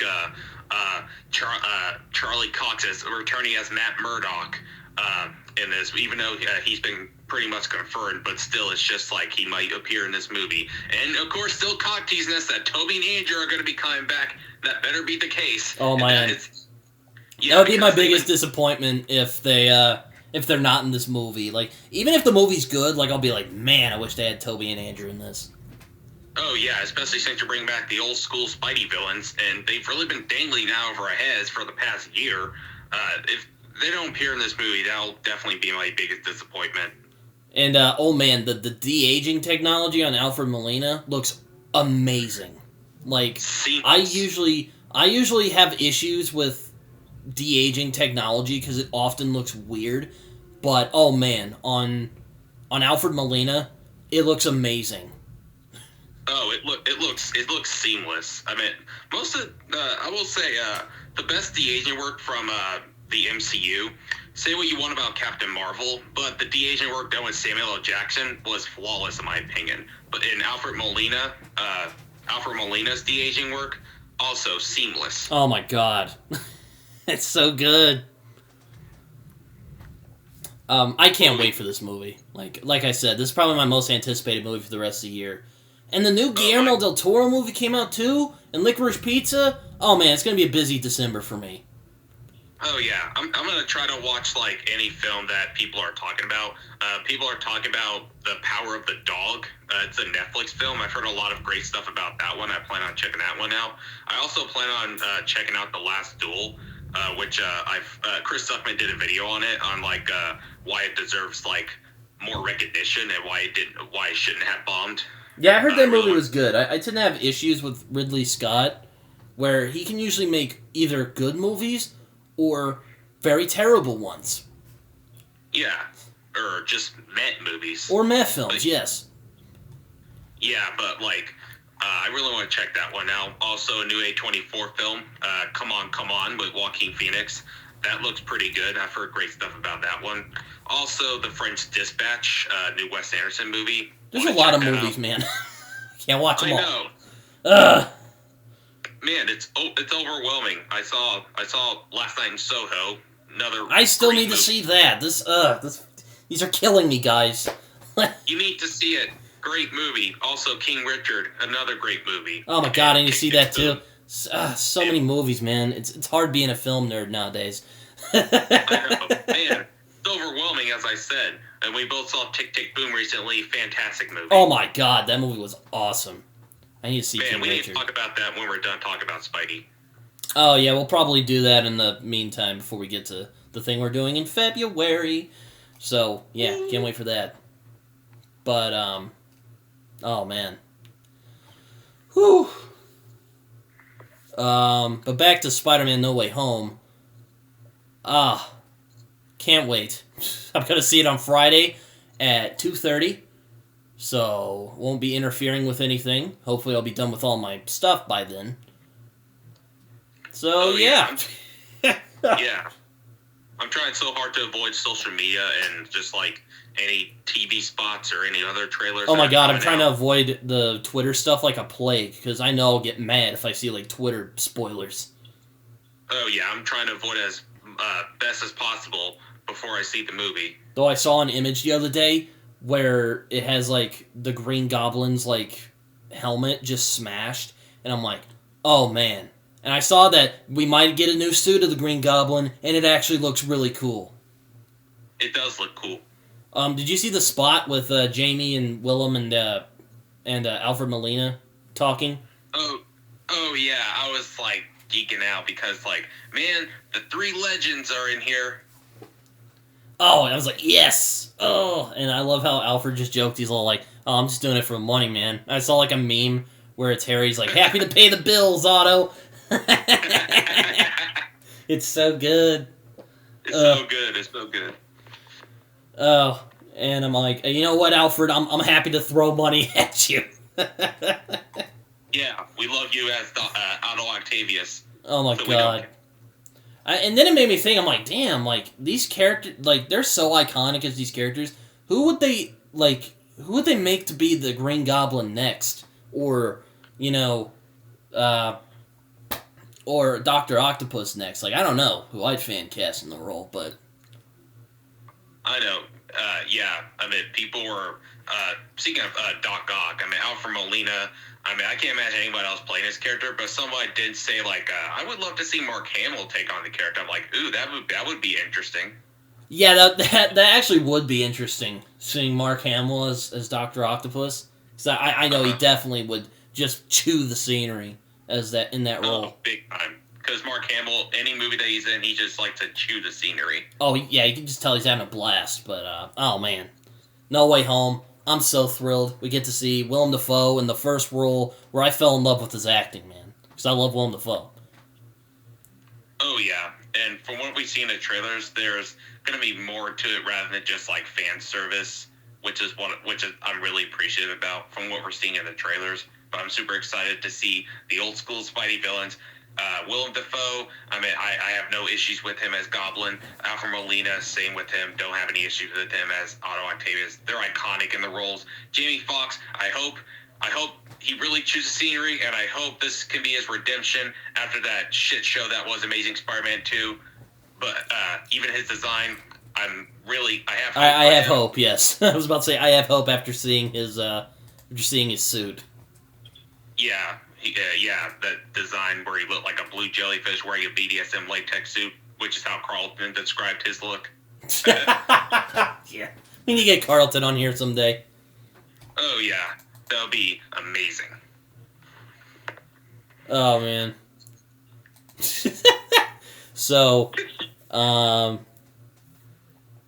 No Way Home, man. We also get Thomas Hayden Church and Marisa Fans back. Oh, my God. We also might get Charlie Cox as Daredevil. Did you hear about Charlie Cox as Daredevil? I want to talk about that real quick before we get off. Oh, yes.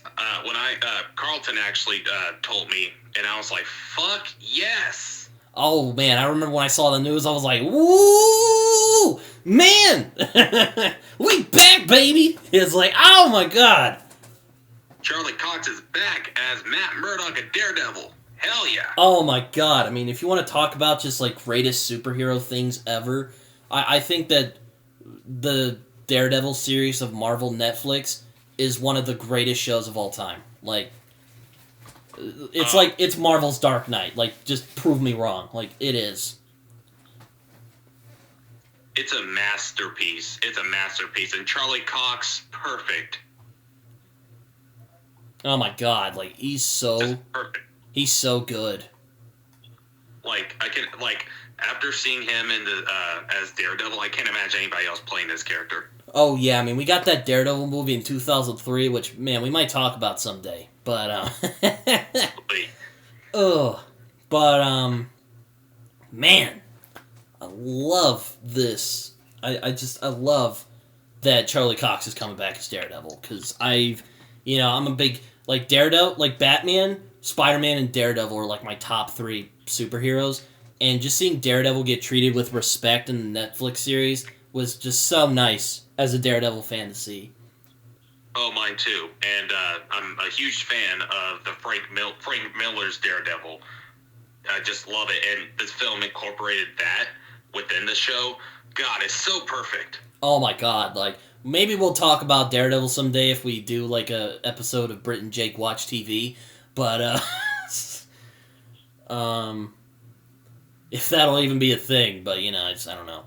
But, yeah, just Daredevil's awesome, and I'm so glad to see Charlie Cox back in the role, because he is amazing. Oh, yeah. As I said, I cannot imagine anybody else playing this character. He plays the role so freaking good. I'm so glad he's returning, especially in the MCU. I mean, even though the Netflix Marvel stuff is, like, really vague, like, it's in the MCU, and then it's not, and it's, like, really weird, and I hope they bring the other Marvel Flicks characters back, because they were pretty awesome. Except for Iron Fist. That show kind of sucked. Yeah, that was the only mediocre show, but the rest, Luke Cage, Jessica Jones, The Punisher, all really good. Yeah, I hope they bring everyone else back, because I don't want it to just be, like, Charlie Cox to, like, appease the fans. I would really like to see the rest of the Marvel Flicks characters come back, too, because yeah, that'd be awesome. Oh, yeah. Also, The Defenders was also a pretty good one. Oh, yes. And, I mean, Luke Cage is probably, like, the most underrated, like, Marvel thing ever. So, there's that as well. For sure. And everyone, like, forgets about Luke Cage. Like, that show's amazing. But anyways.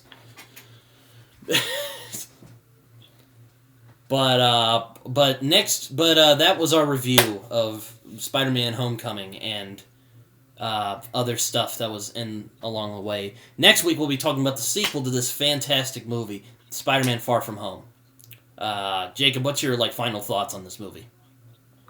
Final thoughts on Homecoming. I love this. I love it even more. This is one of my most rewatchable Spider-Man movies, alongside Into the Spider-Verse and, of course, Spider-Man 1 and 2.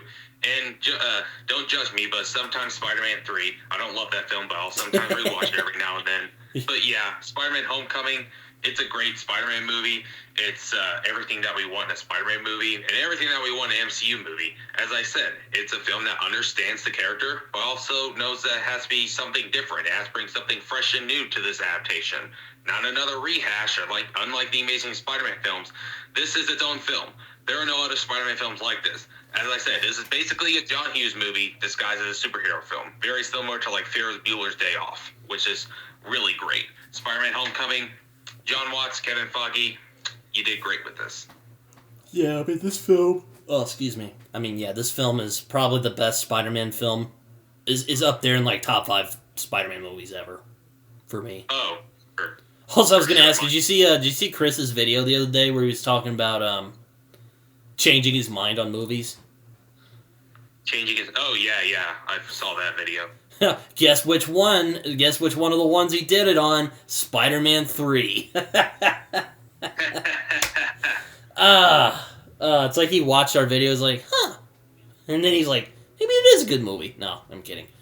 But that would be awesome if he did watch us. That would be just, oh. That'd be a dream come true. Oh, man, that'd be great. But, yeah, Spider-Man Homecoming. Great movie. Great film, yes. We're going to be talking about Far From Home next week, which should be awesome. I'm actually excited to touch on this movie, too. Yeah, I'm excited to talk about Far From Home as well. Not as good as Homecoming, but still a pretty good Spider-Man film. Yeah. Pretty much. Oh, man, like, it's a good time to be a Marvel fan right now. It really is. It really is. And then we'll talk about No Way Home, and then we'll talk about Into the Spider-Verse, and then we'll finally call it for our Spider-Thon. Because after the Spider-Verse, I'm kind of burnt out on superhero movies, at least talking about them. I've actually been on an MCU kick recently. Yeah, I'm kind of excited to just talk about something else instead of like a comic book movie. And I love my comic book movies. Don't get me wrong, but it's nice to just talk about another movie after we're done talking about Spider-Man. Yeah, so can't wait for that. And I guess we'll talk about if you want to do Into the Spider-Verse after No Way Home, or if you want to wait till the next one comes out. But yeah, I've been Britton. And I've been Jacob. And we do it for the love of the movies. Not just most of this time. Because we like this movie. Oh, yeah.